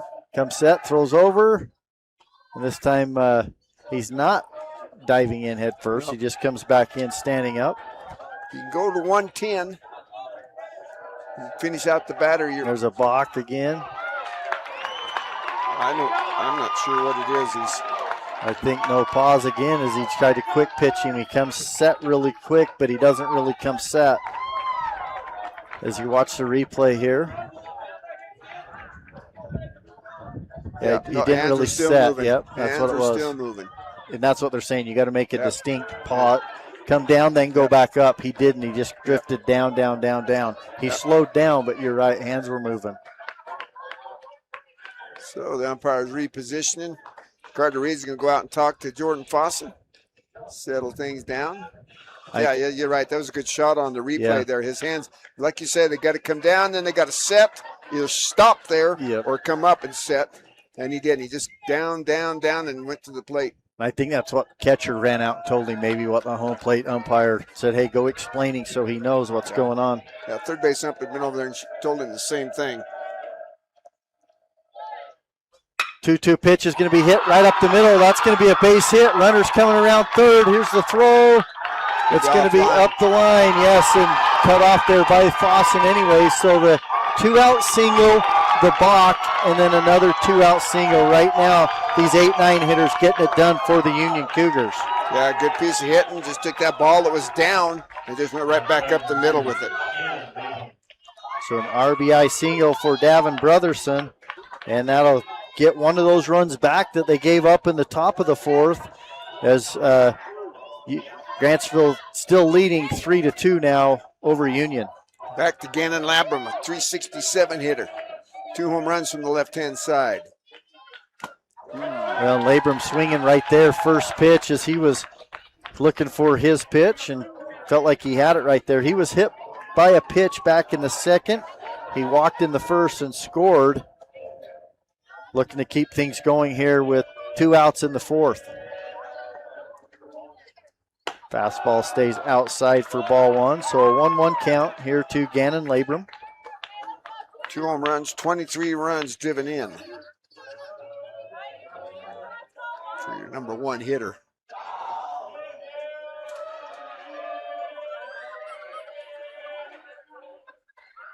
Inside, ball 2. Little help, that little back there, yep. Grantsville fans were deep breath after that, huh? We're wanting to call it strike there, but it's a 2-1 count now to Labram. That ball's hit well, that ain't coming back, and it is fair. That's a 2-run shot right there for Gannon Labram, as he gets the ball right where he wanted it. He turned on it. And that's going to give Union the lead back as they go up now 4-3 on the 2-run home run. Yeah, there was no doubt about that one when it left his bat. I could tell you, the only question in my mind was if that wind was going to hook it foul. Stayed fair. And you can't help but think maybe a little bit of redemption, as he got drilled pretty good on a fastball right on the inside leg right there, and he wanted that one. He got it.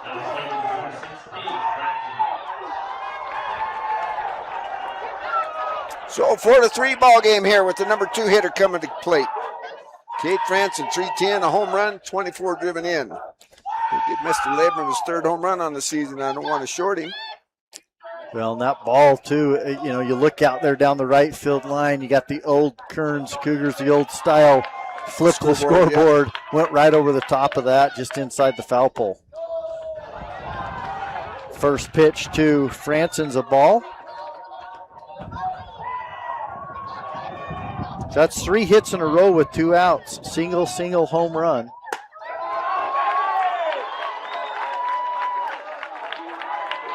And Union getting all 3 runs back here in the fourth with 2 outs to take the lead back 4-3. Next pitch is fouled off down the right side to Franson. That'll even the count now. I walked out there and had a look at that scoreboard, see if that was one of them. You had to have somebody standing inside it. No, I got a little platform out front. It's a hang them on. So 2 balls, 2 strikes now to Kate Franson. Franson 0 for 2. Grounded out to second and struck out.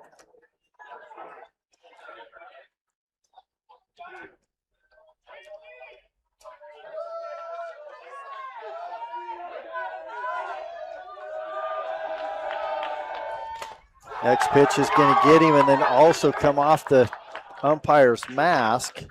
Ricocheted right off the hitter and hit the umpire. He's going to take a minute here.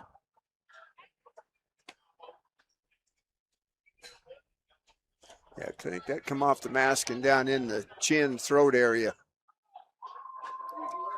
So Franson will reach on the hit by pitch. Yeah. We'll go ahead and take a break while they go ahead. No, I was going to see if we could see. Yeah, it ricocheted right off and just hit the umpires that come off the shoulder there, it looks like. Umpire, they're going to give him a little drink right there. Make sure he's okay. No, they got to put a little painkiller in that drink they're giving him there. It might have got just below his mask because he's talking right there too. Maybe got him on the neck or just below the mask. Yeah, hard to see right there. But he's taking a drink. He says, "I'm good to go."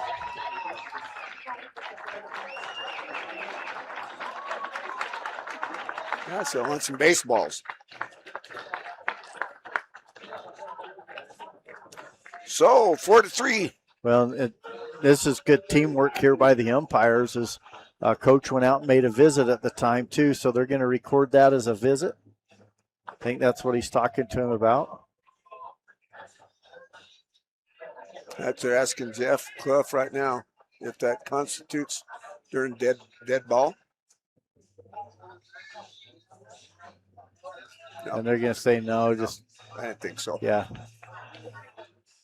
Grantsville dugout coaches thumbs up. So, yeah, they're just maybe not going to count that one, giving the umpire some time. But they do take advantage of that and go out there and talk to Jordan Fossen right there.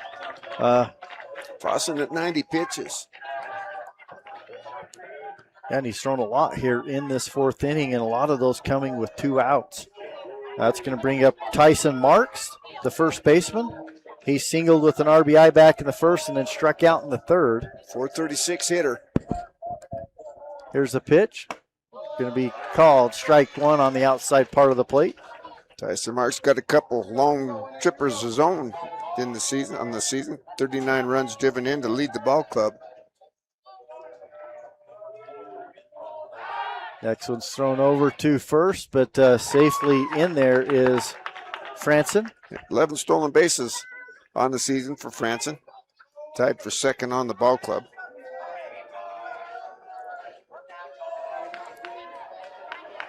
Throw to first is not in time. It did get closer. There's been some close ones there. Mm-hmm.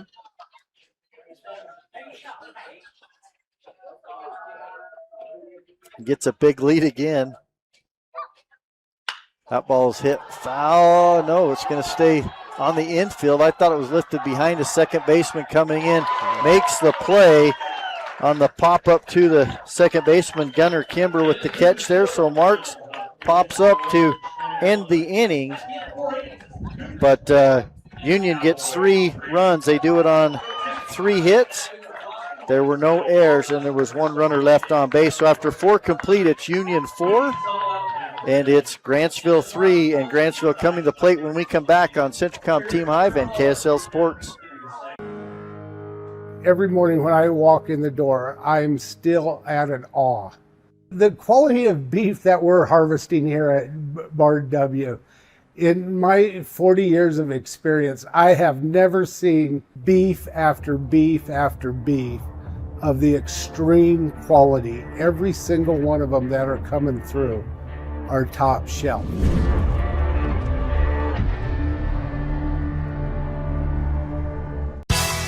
Barrett's Foodtown has been your hometown grocer since 1935, earning your business every day with its fast, friendly, and convenient services. Barrett's meat department is second to none. You don't have to call someone out of the back room to get that special cut of meat you desire and deserve. You don't have to play card games or put up with troublesome gimmicks. You save money every time you shop Barrett's Foodtown. Barrett's Foodtown supports local schools and sporting events. Shop Barrett's Foodtown in Salina or click on barrettsfoodtown.com or follow Barrett's on Facebook. My parents know nothing about gaming. I told them we needed CentralComm Fiber because it's by far the fastest and most reliable internet speeds. Hey bud, dinner's ready. Time to turn off the game box. Alright, this round's almost over. These days, kids do a lot of their homework online. They talk to their teachers, they receive assignments, and they do research, all from our kitchen table. That's why I chose Centracom Fiber Internet. They have the fastest and most reliable connection, so my kids can stay on top of their schoolwork. Live high school sports action on Centracom Team Hive and the Mid-Utah Radio Sports Network. And welcome back to Gatesville as we had some fireworks there in the fourth inning for both these two teams. They both put up a 3-spot, but it's Union leading still going into the top of the fifth here, 4-3. And to lead things off, it will be Jordan Fossen for Grantsville. 458 average to start the day. And like we mentioned, 6 strikeouts on the season. And Fossen been doing the work on the mound for Grantsville. Riley Williams stands on deck. Here's the pitch. Going to be curveball down. So 2-0 count for Jordan Fossen.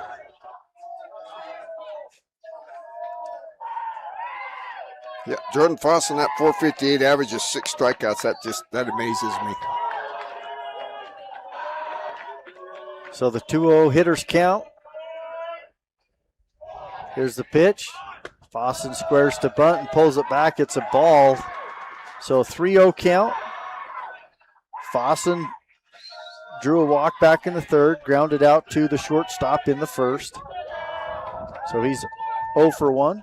What a homage, just 67 pitches right there. So he squares to bunt there, pulls it back for strike one.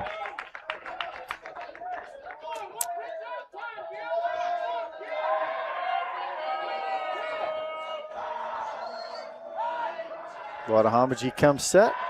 Here's the pitch. In there for strike two. So falls behind 3-0. Comes back with strike one, strike two to make this count full.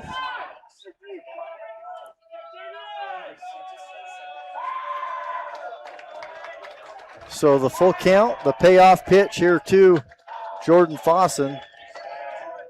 Swung on and hit foul right back here in front of you and I. Got just a piece of a good-looking curveball there.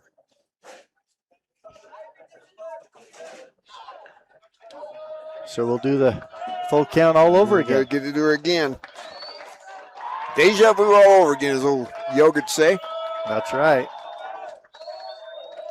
So here's the payoff pitch.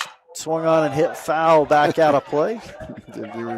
Talk deja vu right there. Fossen says, I'll see you one and raise you one. That's right. And we've seen some really good bats on both sides of these teams. Battle, foul pitches off, work the count to their favor. Yeah, this will be the 8th pitch in this at-bat. This is a big at-bat for Fossen and Grantsville, but same thing defensively for Guadahamaji as Fossen goes down and hits that one. He's going to pop it up to the second baseman, and that's going to be Davin Brotherson with the catch there. So the P4 to get out number one to start the fifth. Yeah, just got fooled. He thought maybe that curveball was going to get outside, but at the last minute, they had to put the bat on the ball. And that'll bring up Riley Williams. He's 0 for 2 as well, looking for his first hit of the ball game. 385 hitter with 3 home runs to start the day. 24 runs driven in. Here's the pitch. Swung on a miss for strike one. That was the 73rd pitch right there for Guadahamaji, so he got a lot better chance to look at so far of making it. And I think Fossen threw 38 pitches after he got to strike two. Yep.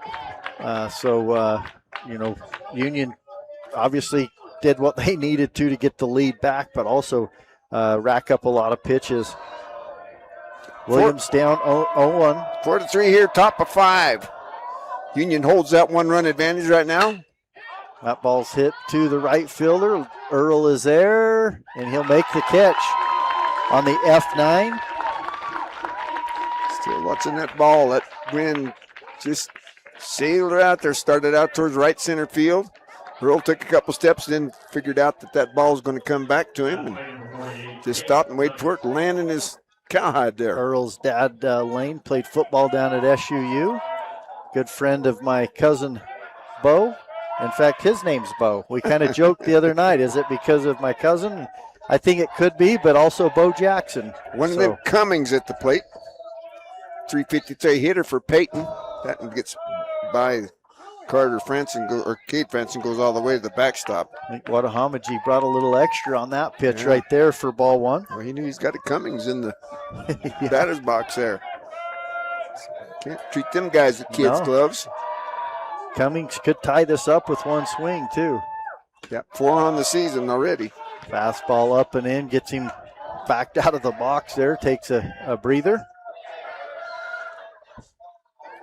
So 2-0 count and a hitter's count right here. If you're Peyton Cummings, you're looking one pitch, one zone. Yep.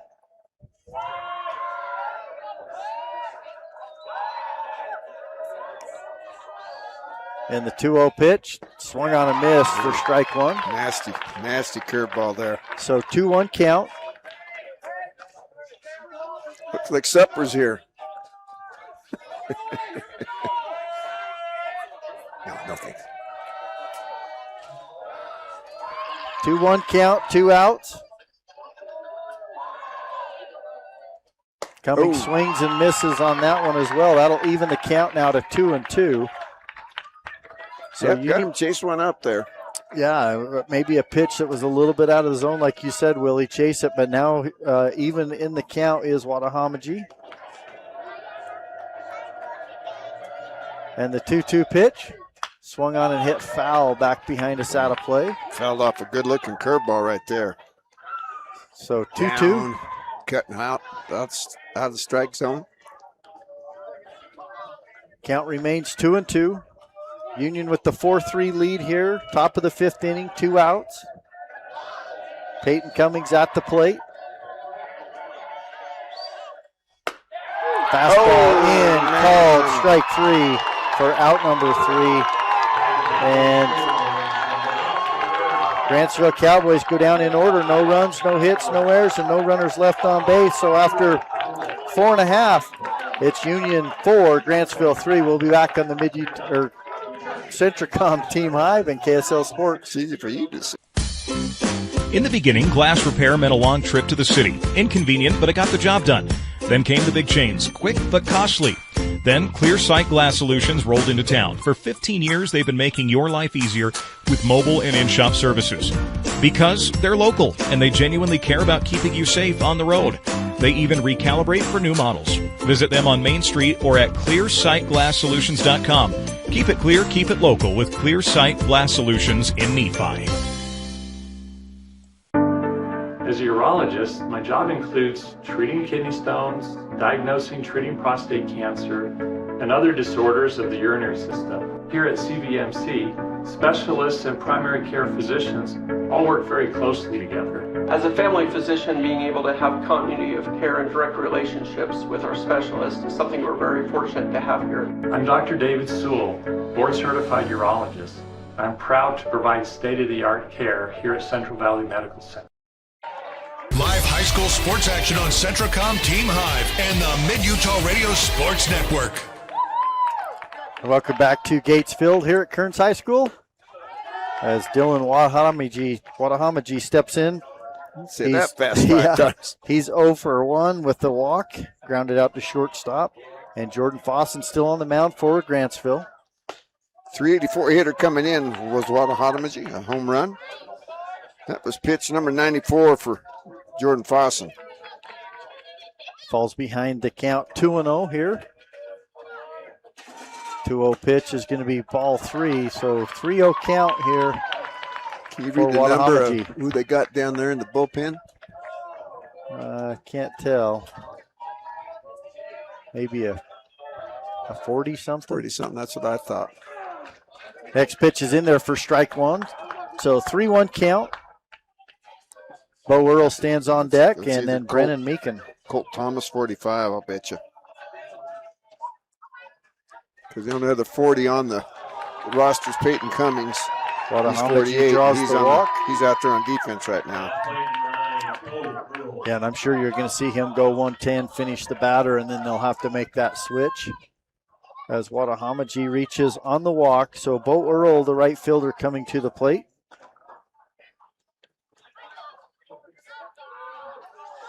Earl, a 360 hitter to start the day, 28 runs driven in. Wanahamaji, 8 stolen bases over there at first base. Well, and wasn't Bo Earl, he's the one that hit the line drive into left center field where they made the diving catch. Yeah. Is that right? Yep. He hit it well, just better play defensively. His first pitch swinging here, and he lifts it high to the backstop, and it does get out of play. Carter Reed, the catcher, goes to the screen, hoping to maybe get it to come back, but doesn't.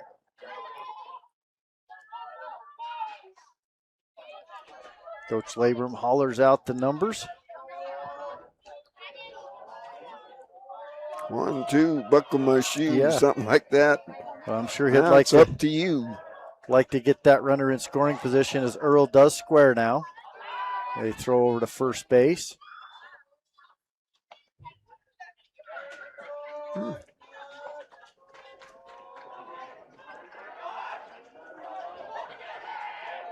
Fossen comes set.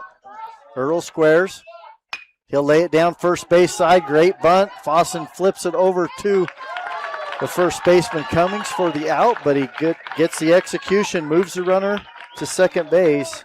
So Bo Earl with the sack bunt does his job. So Brennan Meekum has a chance to pick up another run for the Union Cougars. Yeah, Brennan Meekum, he hit a ground ball to the third baseman his first time up, and then struck out in the fourth. So he's 0 for 2, looking to get his first hit and maybe pick up an RBI as he looks at strike one. That was up in the zone. He's looking back, saying, "You sure about that?" Union also got some guys getting loose in the bullpen. That ball's hit right up the middle. Line drive. The second baseman right there, Gunnar Kimber, catches it, steps on the bag for the double play, and gets him out of the jam. Nice piece of hitting, but a better defensive play for the Grantsville Cowboys. So no runs, there was no hits, and there were no errors and no runners left on base. So after 5 complete, it's Union 4, Grantsville 3. We'll be back on the Centricom Team Hive and KSL Sports. Drive for a winning team. DP Curtis Trucking works hard to move America and get their drivers home on the weekend. DP Curtis hires reliable drivers with competitive starting pay and raises after 90 days. Employment options include insurance, 401k, paid vacation, and attainable bonuses, and more. Why would you drive for anyone else? Call DP Curtis Trucking for details, 435-893-2900. That's 435-893-2900, or click on dpcurtis.com. Homes aren't one size fits all, so why should your home insurance be any different? Farmers Home Insurance Packages offer coverage options you can tailor to fit you. Discover straightforward home coverage options and more by calling Farmers Agent Dan and Gabe Cranny at 435-896-5453. That's Dan and Gabe Cranny at 435-896-5453. Live high school Farmers. Bum. Underwritten by Farmers Truck Fire Insurance Exchanges and Affiliates. Products not available in every state. Sports action on Centricom Team Hive and the Mid-Utah Radio Sports Network. And welcome back as we go to the top of the 6th inning. It's Union leading Grantsville here in game 1 of a 3-game series for the 3A state championship. And it's going to be Jackson Jensen to lead things off for the Cowboys, followed by Easton Hammond and then Patton Rose. If we get to the 4th batter in this inning, that will be Carter Reed. And Wanahamaji still on the mound for Union. Yep, he's going to face, like you said, Jackson Jensen, a 397 hitter from that 4th slot with 4 home runs, tied for the team lead. 28 runs driven in for second on the team. Well, he got in a little trouble back in the 4th on some mental mistakes, but then came back with a 1-2-3 inning to start the 5th, facing 1-2-3. He'll be facing 4-5-6 here to start the 6th. Wanahamaji, I think we had him at right close to 70 pitches before the change here. See if they bring it up, get a count on him.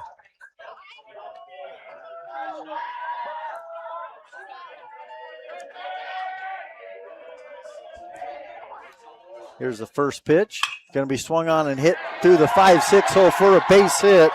And a single to start things off for Jackson Jensen and the Grantsville Cowboys. First pitch swinging. Nice job right there. Just what they need. Get that lead runner on. 4th hit in the ball game for Grantsville.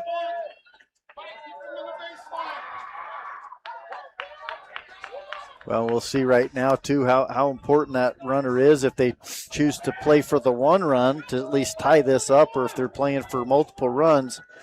As the 5 batter, Easton Hammond, the left fielder, steps in. He's 1 for 2. I'm going to bet on a little small ball here myself. 11 stolen bases for Jensen, so he's got pretty fair speed. He does square, and they pull it back. Ball just about got underneath the glove of Kate Franson. Well, that's the other thing we talked about. A lot of times that's the reason you do that. You know, you get things moving, people moving, especially, you know, I haven't played catcher myself. A lot of times you're watching, you're not paying 100% attention to that ball, and it get by. Well, yeah, and it skips under the glove really easily, but right there, Franson gets just enough to keep it there and keep it from getting to the backstop. So 1 ball. Wadahamaji to first base, but safely diving back in head first is Jensen. Wadahamaji at 83 pitches. So as they bat here in the top of the 6th, he got just shy, what's that, 27 pitches left. If my math is correct. So here's the 1-0 pitch. Hammond squares, pulls it back. Strike 1 as Hammond didn't like it. Umpire says it caught the outside corner. That'll even the count at 1-1. And coach just kind of throws his hands up. And Coach Trevor Thornton running through the signs again.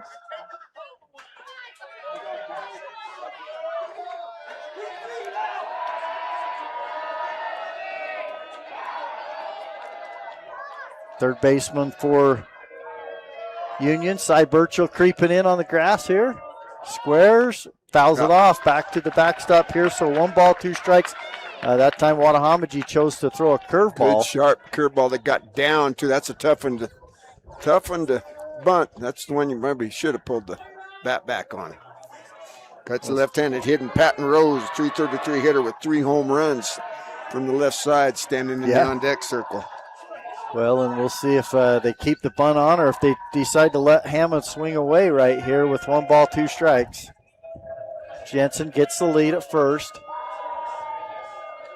Wadahamaji is a pitch. His fastball up in the zone for ball 2. So a 2-2 count now to Easton Hammond, and it did not look like he was bunting. They're going to let him swing away. Well, 367 hitter with 1 dinger, 13 runs driven in.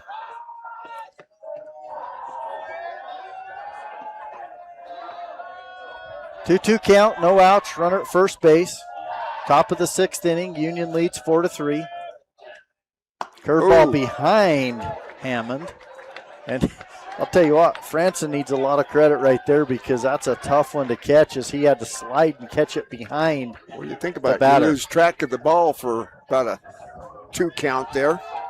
Well, and once again, if it does, it gets to the backstop. Now you just gave that runner 90 feet without having to bunt or get an out of it. So here's the full count now. Wadahamaji comes set. Pitch going to hit him in the back. So runners now at first and second and nobody out, and that's going to bring up the DH Patton Rose. Rose with a 2 RBI double. Back in the 4th. 5th freebie given up by the Union Cougars. Yeah, Patton Rose, 333, 3 home runs, 23 runs driven in from the left-hand side.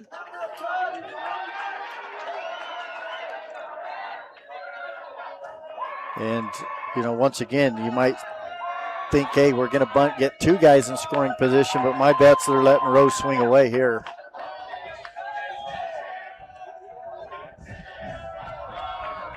Here's the pitch. Curveball in there, strike 1. Yeah, I was thinking maybe give him 1 shot and then maybe get it. It's good to bunt with no outs. You know, 1 on. Hey, 2 runs sure look better than. Yeah, and corners are in on the grass here.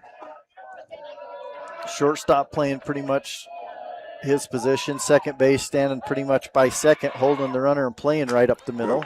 That come right at us. I'd have had it. Had it not been for this net in front of me. So no balls, 2 strikes. Watahamaji gets ahead in the count, 0-2 here to Patton Rose.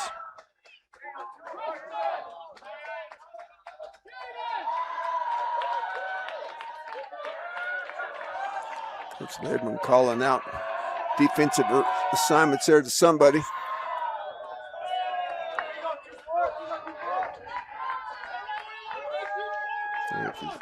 Calling to Davenport Brotherson there at second base. Trying to reposition him to hold the runner. Yeah. Third base looks like Burchell takes a step back. He's even with the bag there. But Mark's still up on the grass. 0-2 count. Fastball outside for ball 1. Pitch number 91 for Watahamaji. So there's a good chance that neither one of the starting pitchers are going to make it to the 7th inning. Yeah, Watahamaji and Coach Labrum definitely wanting to get a plate out if they can get one here on Patton Rose. He hits it, and first baseman was in. It gets over his head. Going to be a base hit. 1 run comes in. The throw comes all the way to home, and runner scores, and runners now at the corners for Grantsville as they tie this game up on the single and an RBI for Patton Rose. Yeah, good piece of hitting there by Patton Rose. 5th hit in the ball game for the Grantsville Cowboys. Tie things up there, 4-4. Carter Reed, a .312 hitter, steps to the plate. Well, a single hit by pitch and then a single. And yeah, like you said, Carter Reed coming to the plate with runners at the corners. Well, and the freebie moved your runner to, scoring position, and yep.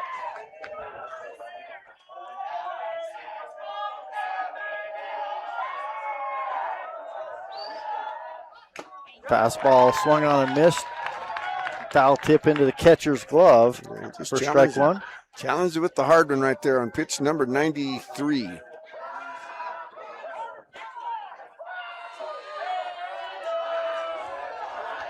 So 0-1's the count. Runners at first and second. Here's the pitch. Swung on and missed. Fastball on the inside part of the plate for strike 2.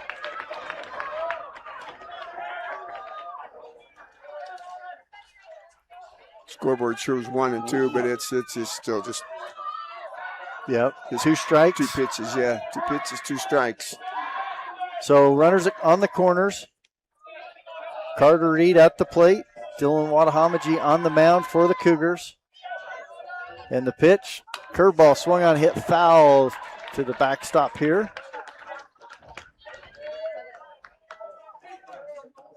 We've seen some good at-bats. I've mentioned it multiple times, but these 2 teams are good for a reason. They're both 1 and 2, and they're here to show off their talents and their skills. And we've got a good one. 4-4 tie game. Top 6. Here's the 0-2 pitch. Swung on, and that's going to be hit deep to left field. Left field's going back. He's got room. It's going to be caught there, but the runner tags and comes home. So that'll give Grantsville the lead, 5-4, as Patton Rose stays put there at first base. But tagging and coming home is Easton Hammond on the sac fly from Carter Reed on the F7. And that's the first out of the inning.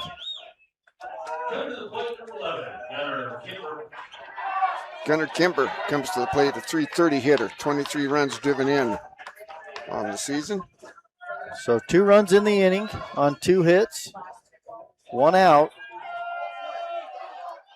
And Gunnar Kimber, the right-handed hitter, steps in.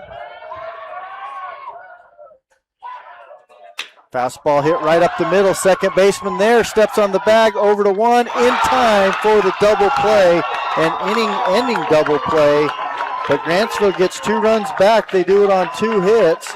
There were no errors and no runners left on base. So after 5.5, it's Grantsville back in front, 5-4 with Union coming to the plate when we come back on Centricom Team Hive and KSL Sports. This is more than just a job. It's a culture, and it's how we do things here. Since 1932, our values of teamwork, accountability, and quality have driven us. There's nothing more precious than human life, and we all honor that responsibility. We are standing ready for when you need us, to serve you with our hearts, our minds, and our experience, and most of all, human connections. Why did I choose Huntsman? To get real experience, real support, and a career focus from day one. Instead of regular classes on Fridays, we dive into workshops, build our network, and grow together. At the Huntsman School, we forge lifelong friendships, support each other through challenges, and celebrate our wins. Here, students graduate with experience and jobs waiting. We dare mighty things together. That's the Huntsman difference. Learn more at huntsman.usu.edu. Being part of one of the most advanced power plants in the world, it's going to be exciting. It's important that we're listening to our customers that want clean energy. And so I love the fact that we can power our homes here in Bountiful, but we can also be thoughtful about the environment at the same time. The power revenue bonds are completely backed by the future sale of power, which saves everybody money. And so historically, we've had lower power rates thanks to having this resource.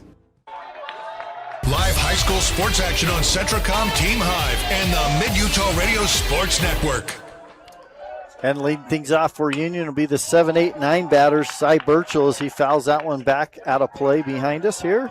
259 hitter starting today for the home run and 14 runs driven in for Coach Matt Labrum and the Union Cougars. Burchell 0 for 2. Fouls that one down the right field line and out of play. Down in the count now 0-2.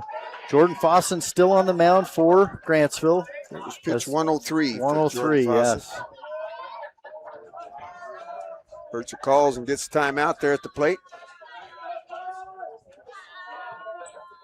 Grantsville shallow and left, but straight up everywhere else. Burchell widens the stance, shortens up on the bat. Going to lift that one high towards the second baseman and right fielder coming on, but it's going to be the second baseman right there calling for it, and Gunnar Kimber with the catch for out number 1 on the pop-up to the second baseman, the P4. Saw a little snow cone there right at the very end. You only want to see a snow cone if you're a kid at this point, right? Stand, yeah.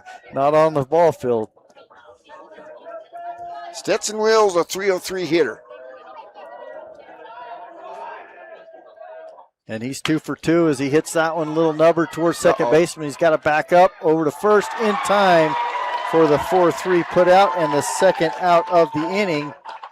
And the other thing that does is swinging first pitch right there. Keeps Fossen on the mound. Yeah. Number 105. So Davin Brotherson 2 for 2. 400 hitter, yeah. Fossen hasn't been much of a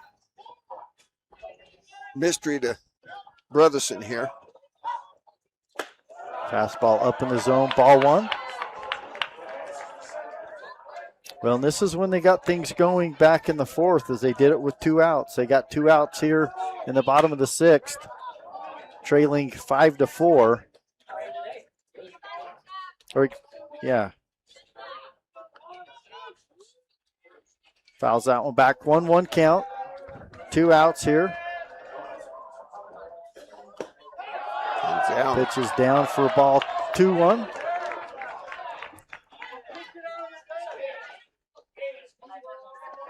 Yeah, pitch 107. Ball hit down the third baseline, foul. Wait.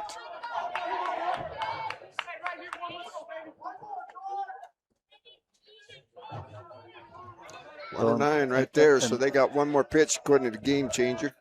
And Labrum would like to see him get on right here and have a chance to face him. To be honest, he's 1 for 1 with a 2-run homer. Has been walked and hit by a pitch, but that foul ball right there means that no matter what, Labrum's going to see a different pitcher. as Brotherson continues to battle here.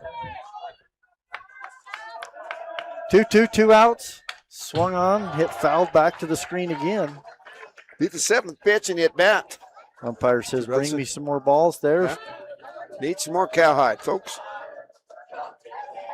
So Deuce is wild, 2 balls, 2 strikes, 2 outs. Grantsville leading Union 5-4 here in the bottom of the 6th inning. Next pitch is up in the zone for ball 3. So Brotherson works the count to full as the Grantsville bullpen shuts things down as they're ready to come in if Brotherson reaches here. Inside for ball 4. Fossen wanted that one but doesn't get it, and that's going to walk Brotherson to bring up the top of the order and Gannon Labrum, and that's going to bring out Coach Thornton as he's going to have to make a pitching change. While he comes out, we'll take a break on Centricom Team Hive and KSL Sports. Jones & DeMille Engineering was founded with a simple mission to shape the quality of life with a personalized touch. As a full-service civil engineering firm, they provide value beyond the project, creating places where people live, work, and thrive. For over 40 years, they've proudly served our communities, enhancing lives through their work. Join their team and become a dedicated community improvement leader. Whether you're an engineer or just love infrastructure, they invite you to seek a career with them. Jones & DeMille Engineering, shaping the quality of life.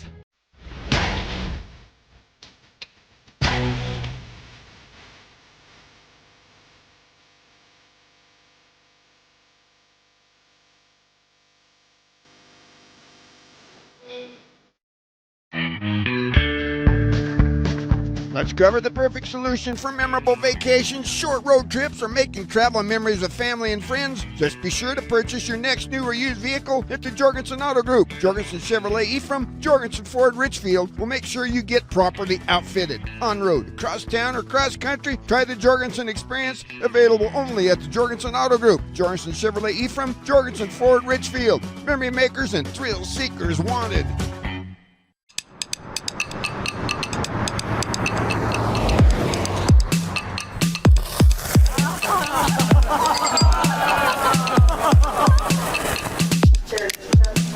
At Mountain America, we understand that debt happens.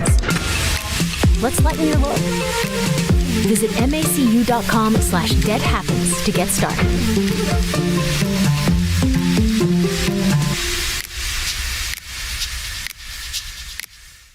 Live high school sports action on Centricom Team Hive and the Mid-Utah Radio Sports Network. And welcome back as the pitching change is Colt Thomas coming in for Dawson Dunleavy, the center fielder. So Dunleavy is in the dugout now as Jordan Fossen goes from pitcher to center field.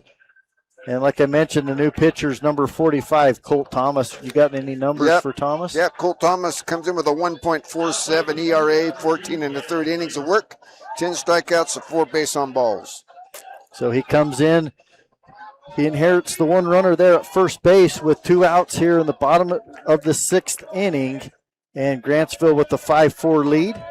And the batter he will face is Gannon Labrum, who is 1 for 1 with a 2-run home run and 2 runs scored. He's been hit by a pitch and walked. And ball goes, got hit by a pitch brushes his back.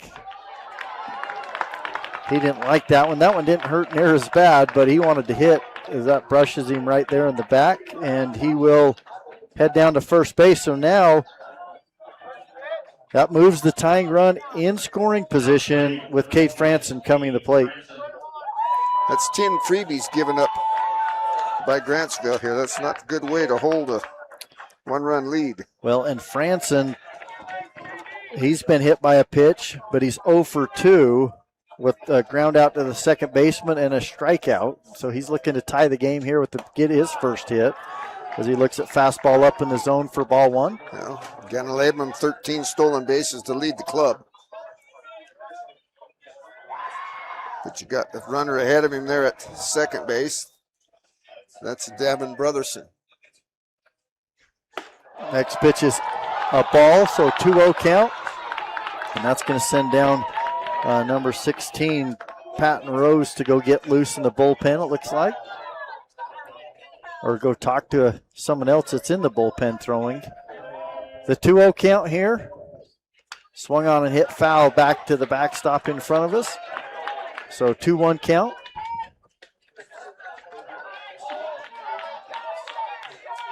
And anything hit to the outfield, especially in the gap or down the line, you should be able to score, but not real deep in left or center.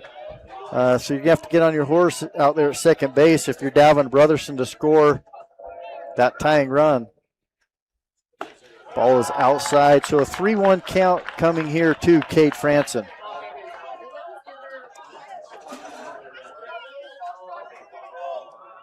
See if Coach Labrum gives him the take or lets him swing away here with the 3-1 count. Got Tyson Marks on deck. Ball gets by for ball 4, so now the tying run 90 feet away and the go-ahead run at second base. And good speed and Gannon Labrum out there. And that brings up Tyson Marks, the first baseman, and the 3 batter in this lineup. Another left-handed hitter, too. 436 to start the day. 2 home runs, 39 runs driven in to lead the team. Coach Thornton's out to talk to his people. Take the ball from him already. Well, Cole Thomas didn't last long. No, and I think that's going to be, is that Patton Rose coming in? I think so, 18. 16. 16. Close.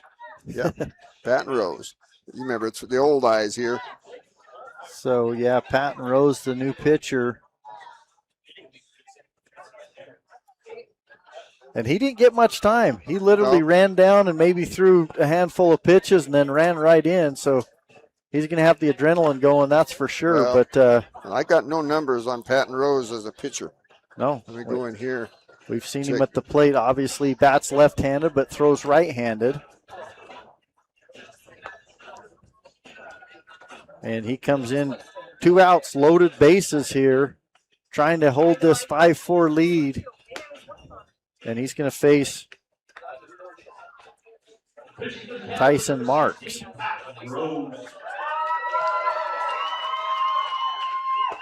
Nope, I got no numbers. Rose throws different arm angles.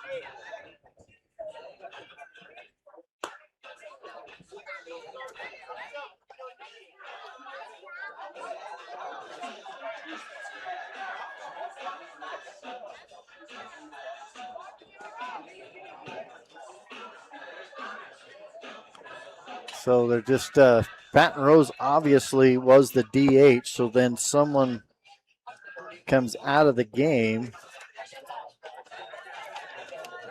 I'm guessing basically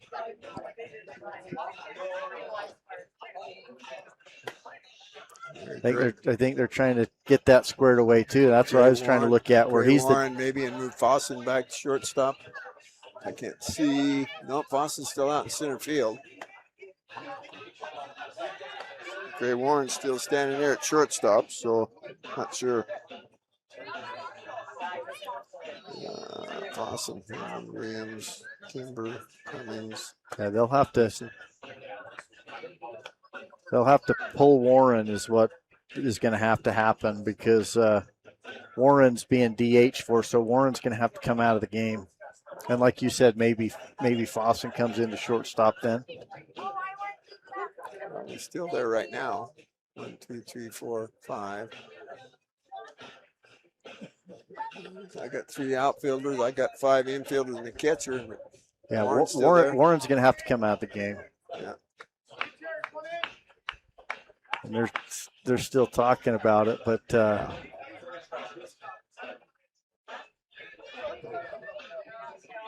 well, we'll go with what we know, huh? Yeah, they're going to. Number 4. So yeah, Taylor is going to center. Well, they're going to move. Okay, now hold it. Moving Kimber to third base. Yeah, shortstop does have to come out of the game. That's what I thought. Okay, so Jensen goes to shortstop.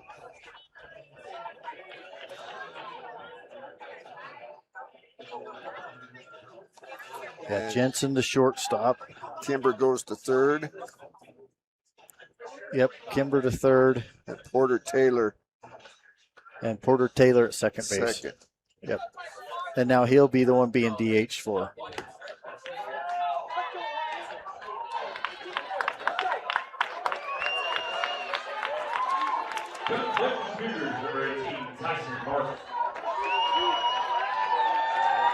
So Patton Rose on the mound. He comes in a tough situation right here as he faces loaded bases. There are 2 outs, so the force at any base.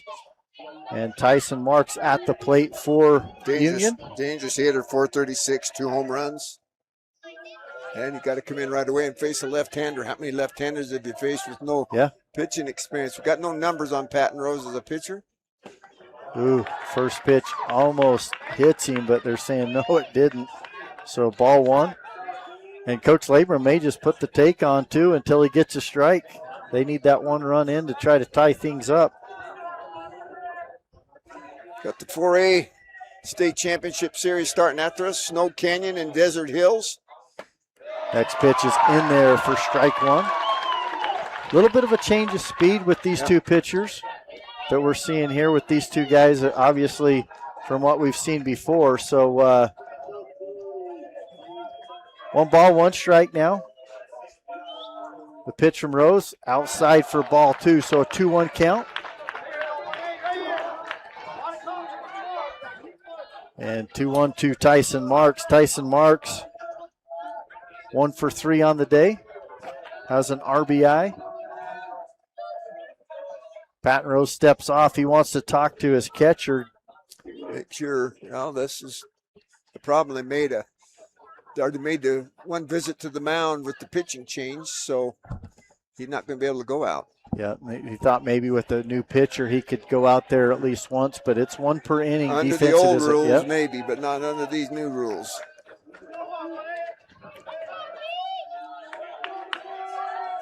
So 2-1 count. Brotherson at third, Labrum at second. Ooh, pitch is in the dirt, blocked in. And I would think for sure you're going to see Coach Labrum give him the take sign with the 3-1 count.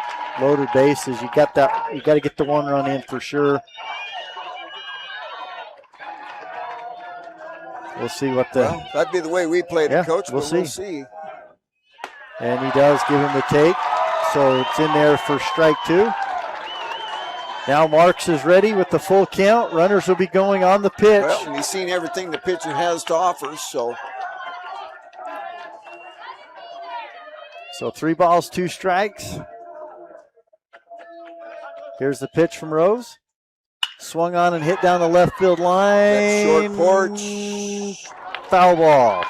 Tell you what, like I say, you got about right there on the line. It's probably 20, 25 foot shorter than it is where the bullpen hits the left field fence out there about, 90, 100 foot up the fence line. Well, and he hit his spot. He wanted that fastball on the outside part of the plate, and Marks went with it. So we'll do the payoff pitch all over again here as runners move. Ball is down for ball 4. So good at bat from Marks as he draws the RBI on the base on balls, and that will tie the ball game up as Davin Brotherson comes in to score. Gannon Labrum moves up to third, and Kate Franson to second. Tyson Marks now at first base, and that's going to bring out Coach Thornton again.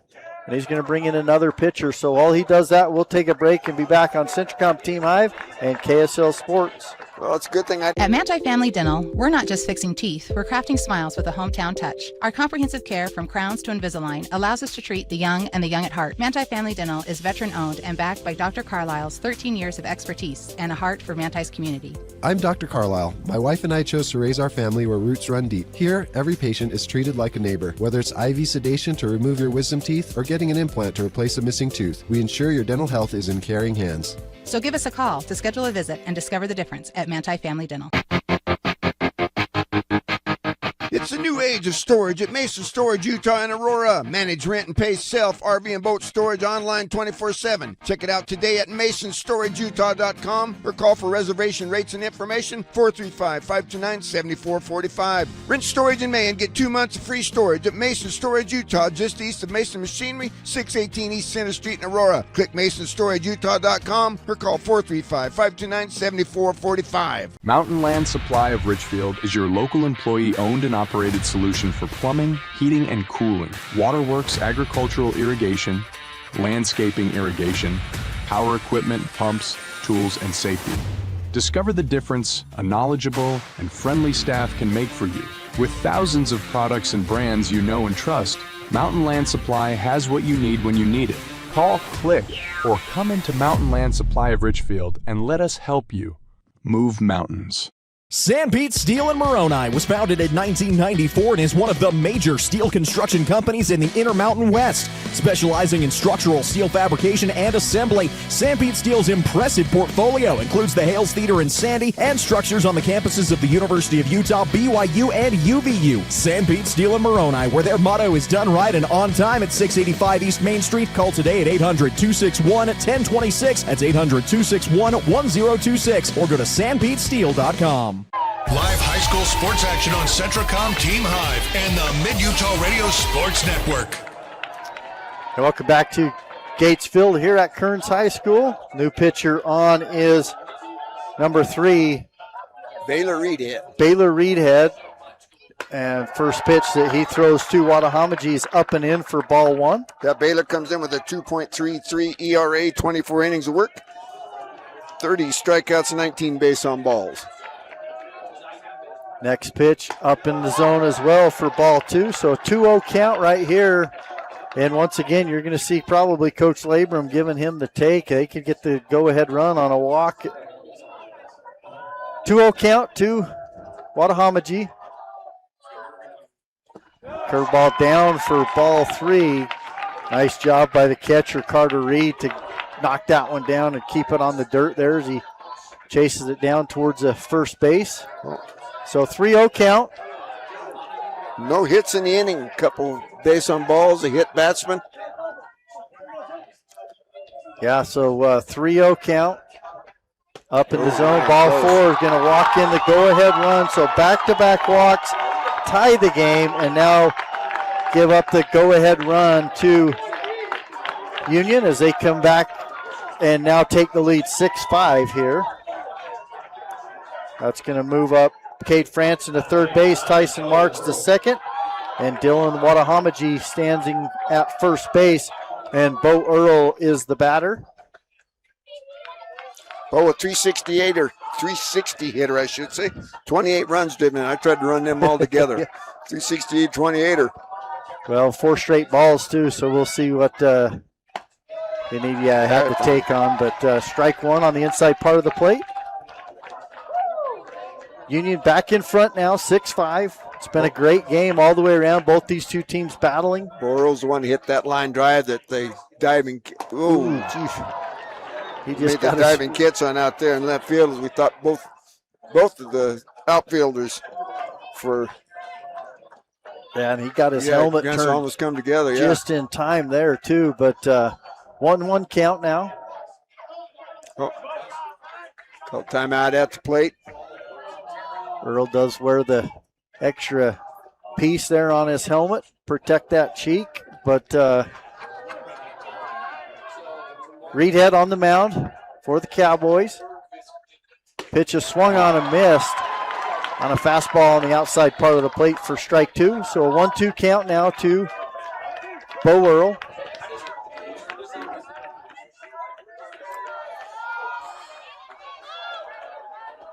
And here's the 1-2 pitch. Up in the zone, ball 2. So 2-2's your count, 2 outs, loaded bases. Bottom of the 6th inning, Union leads Grantsville 6-5. And the 2-2 pitch is swung on a lifted foul, back out of play.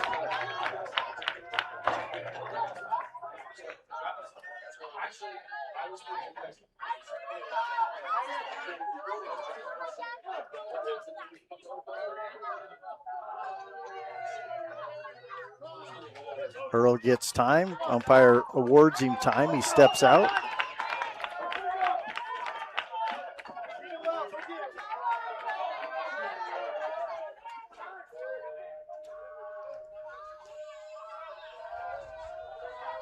Here's the 2-2 pitch. Swung on and hit foul to the backstop here. Got a good look at that shadow as that pitch comes from Reedhead there. Comes through. Yeah. Bright sunshine all of a sudden in the shadow there. See how that affects the hitters here for the Union. 2-2 pitch up in the zone, ball 3, and no place to put him as runners will be moving now on the pitch. 3 balls, 2 strikes, 2 outs. Did you hear that trumpet in the background? You know, call to the post. Here they go. And it's going to be low for ball 4. And Bo Earl draws the walk and picks up an RBI as well. He's at first. Watahamaji up to second. Marks moves to third, and Cade Franson comes in to score. So 3 straight walks, and that's going to send out Coach Thornton again to the mound. And while he goes out there, we'll take a break and be back on the Centricom Team Hive and KSL Sports. Took the ball. Sanpete Steel in Moroni was founded in 1994 and is one of the major steel construction companies in the Intermountain West. Specializing in structural steel fabrication and assembly, Sanpete Steel's impressive portfolio includes the Hales Theater in Sandy and structures on the campuses of the University of Utah, BYU, and UVU. Sanpete Steel in Moroni, where their motto is done right and on time at 685 East Main Street. Call today at 800-261-1026. That's 800-261-1026. Or go to sanpetesteel.com. Sanpete Steel in Moroni was founded in 19... Attention, Class A CDL drivers. For a great career choice of steady, reliable, home everyday work, Savage Services is for you. Savage offers the opportunity to earn $80,000 to $100,000 yearly plus quarterly bonuses, a $5K retention bonus, $5K relocation pay, and 30-day housing for qualified drivers. They also offer full benefits, PTO, profit sharing, 401ks, and more. Savage takes care of team members. Apply at driveforsavage.com. That is drive4savage.com. For price and Salina job listings. For carpet, flooring, windows, or glass at rock bottom prices, Shepherd's Carpet and Flooring in Richfield is the logical choice with a huge inventory and the service to back it up. From quality flooring to expert window and glass installation and even sheds, Shepherd's knows how to upgrade your home. Shop in person Monday through Friday, 10 a.m. to 6 p.m., 410 North Main, Richfield, or click shepherdscarpets.com to shop online. Shepherd's Carpet and Flooring, quality, service, and prices you just can't beat. Live high school sports action on Centricom Team Hive and the Mid-Utah Radio Sports Network. Yeah, first pitch is in there for strike 1 to Brennan Meekum. The new pitcher is Jackson Anderson. Meekum fouls that one off back to the screen. So Jackson Anderson, 8.08 ERA, just 4 in the third innings of work, 5 strikeouts to a base on ball. Next pitch is ball outside. Everybody wanted it. 1 ball, 2 strikes. Everybody but the guy in the black shirt behind the plate there. He says otherwise. Here's the 1-2 pitch. Fastball up in the zone, ball 2. So 2-2 now is the count. 2 outs, loaded bases. 7-5, Union leads Grantsville. Swung on and hit high to the right fielder. Right fielder calls it. That's Riley Williams, and he'll make the catch for out number 3 on the F9. So Union gets 3 runs. They do it on no hits. There were no errors, and there were 3 runners left on base.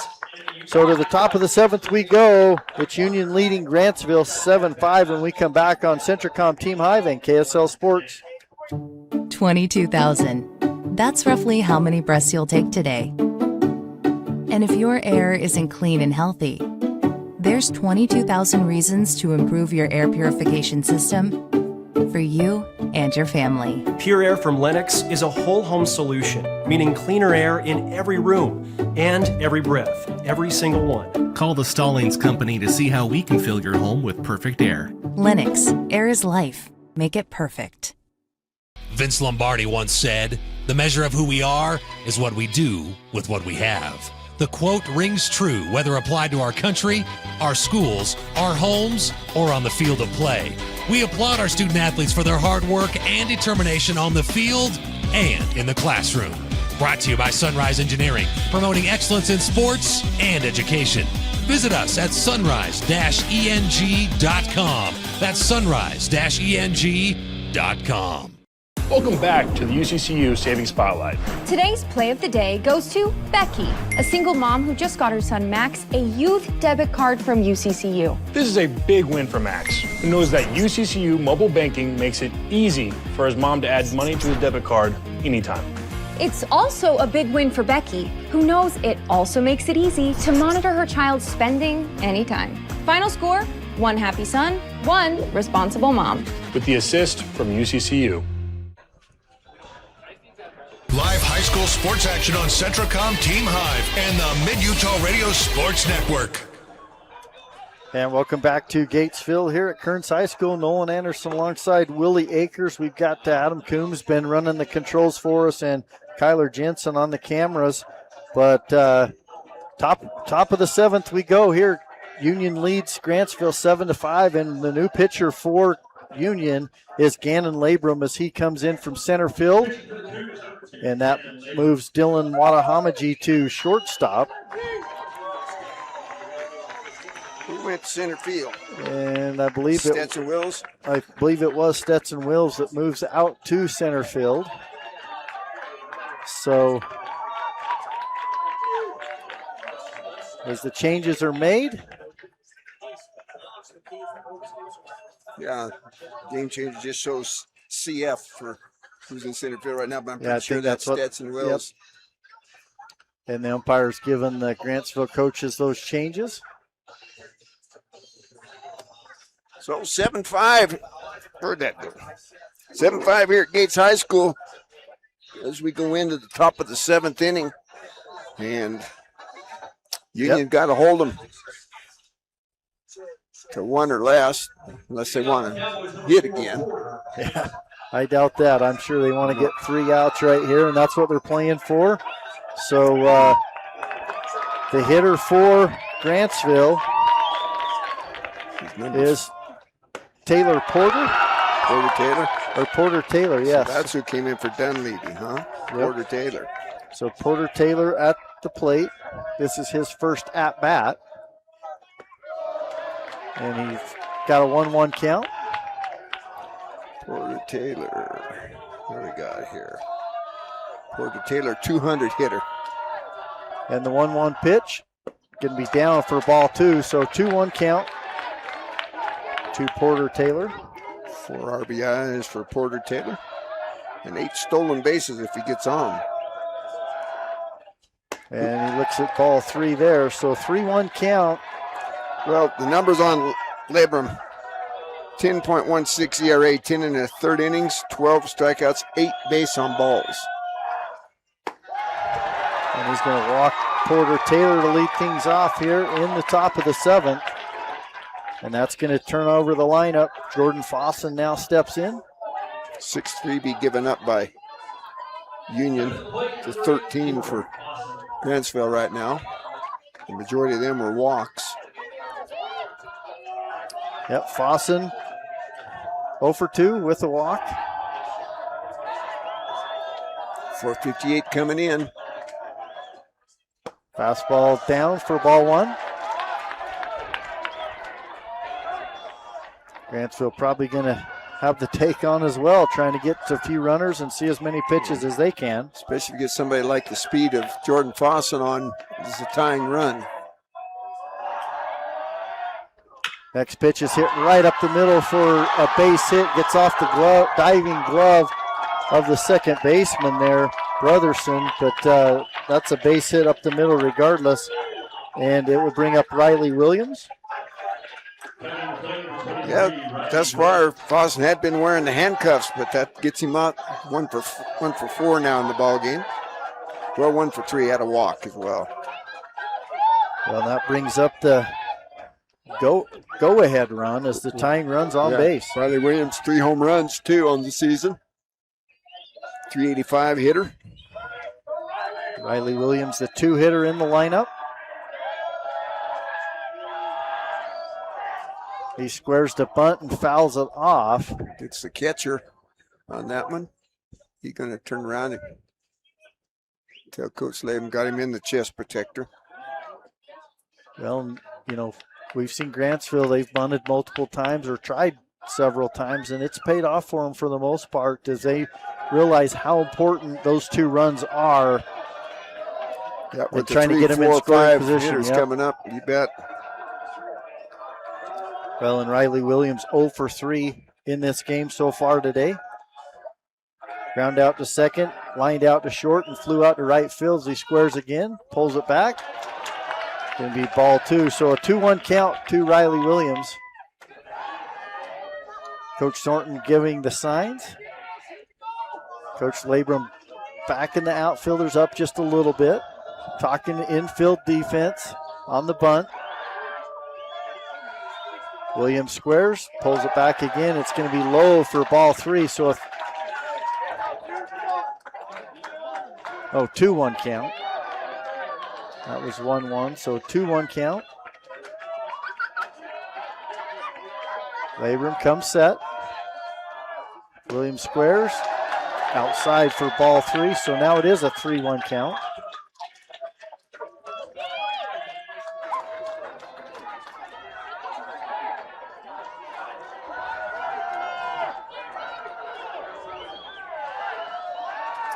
Labrum steps off. Got a small break in the action here. Riley Williams, the batter. Peyton Cummings standing on deck. 3-1's your count.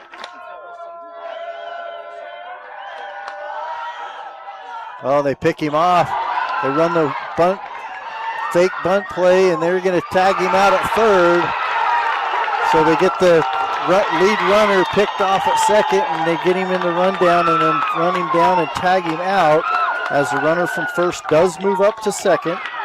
So Fossen wisely gets to second, but yep, they'll wheel play. Every now and then it works, huh? Yeah, and what a better time to try it than here in the state tournament. And they get the out. So that makes Riley Williams the tying run now at the plate instead of the go-ahead run. And he won't be bunting now as he's going to get a 3-1 count to swing away. Here's the pitch from Labrum. In there for strike 2. And Williams had already thrown his bat to the dugout. He's going to have to retrieve that. Coach Thornton hollering at the umpire here. A lot of people hollering at the umpire from what I hear. So a full count to Riley Williams. Fossen stands at second. 1 out here in the top of the 7th. Swung on. Going to be hit down the left field line for a base hit. Fossen's going to come around to score. And rounding hard and going to second. And they don't get the ball in towards second, which is another mistake there as Riley Williams now goes to second. And the tying run stands at second base with 1 out. Yep, that mental mistake right there. Yeah, it's just one Coach Labrum's going to call time and come out, make sure his infield helps stock to the outfield, but that's just an automatic. Yeah, you let the guy go, come up and throw. Yep, come up throwing. Come up throwing, hit the cutoff. So Coach Labrum out to the mound to talk. Now the play would have been at second anyway. There's no way you're going to catch a Jordan Fossen at home on something like that. 1 hop line drive maybe. You have a chance, but ground ball like that, So 7-6 is your score now. As Fossen comes around to score, and Riley Williams on the single moves up on the throw to second base. Brings up Peyton Cummings, 353 hitter, 4 home runs tied for the club lead.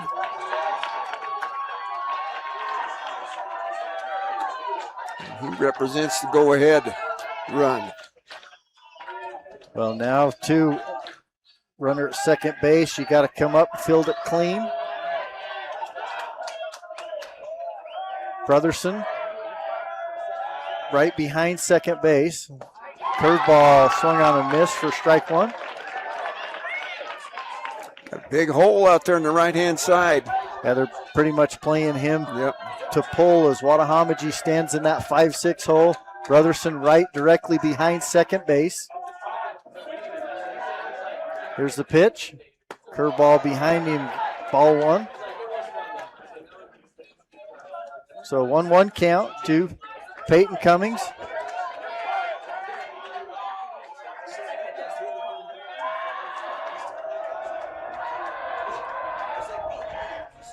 Fastball inside part of the plate, ball two.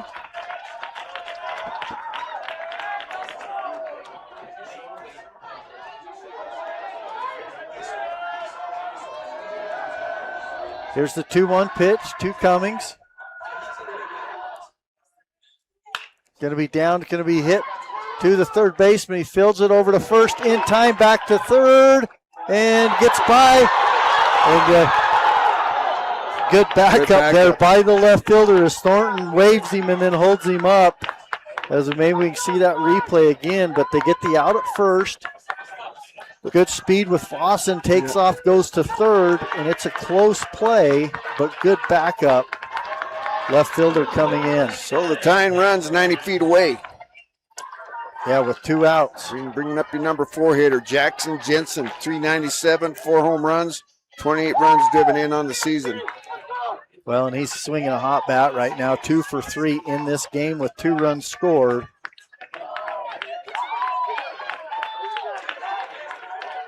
And they're going to play the same way. Wattahamaji in the hole, 5-6 hole. They got Brotherson on the shortstop side of second base. Here's the pitch from Labrum. Going to be outside for ball one.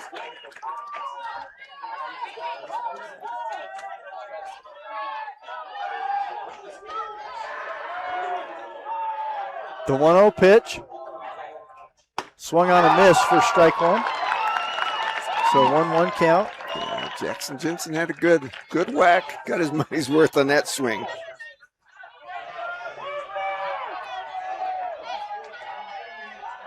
So the 1-1 pitch. Curveball swung on a miss. Strike two. Good looking pitch right there from Labrum. So Grantsville down to their last strike. If they're going to strike back here and tie this thing up, it's going to have to happen right here. So the 1-2 pitch.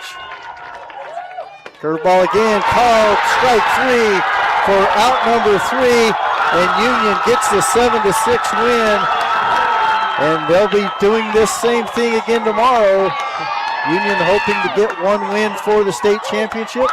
Grantsville will be trying to double dip them to get the championship. So we'll take a quick break and then be back with our final numbers here as Union gets the win, 7-6 over Grantsville. We'll be back on Centracom Team Hive and KSL Sports. Oh, we got it.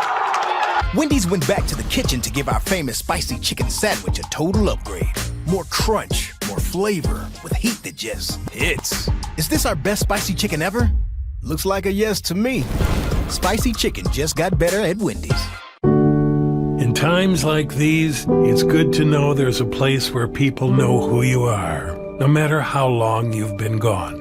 A place where the smells of home cooking are still in the air, where a simple wave warms your heart, and sharing stories with family, friends, and your community is just a way of life. Yes, in times like these, it's good to be home. Agraria Insurance Company, protecting what's important in life.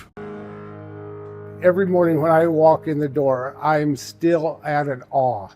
The quality of beef that we're harvesting here at Bar W, in my 40 years of experience, I have never seen beef after beef after beef of the extreme quality. Every single one of them that are coming through are top shelf.